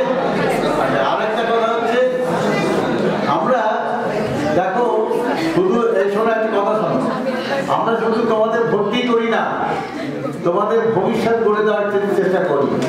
তার একটা প্রচেষ্টা, চাকরির বাজার সম্পর্কে তোমাদের কোনো ধারণা নেই। কোন দিকে গেলে কি হবে, কোন দিকে গেলে তাড়াতাড়ি চাকরিটা পাবে, এই ধারণা তোমাদের নেই। সেই অ্যারেঞ্জমেন্ট আমরা করে দিয়েছি। আমরা প্রথম দিকে বলেছিলাম ওই all-round development of the student, সেইভাবে আমরা চেষ্টা করছি। তোমরা শুধু সহযোগিতা করবে, তোমাদের অ্যাটেন্ডেন্সটা নিয়ে। অ্যাটেন্ডেন্স যদি বেশি হয়, তোমার বেশি হবে, উপকৃত হবে, ঠিক আছে? ধন্যবাদ সবাইকে। আজকে এখানে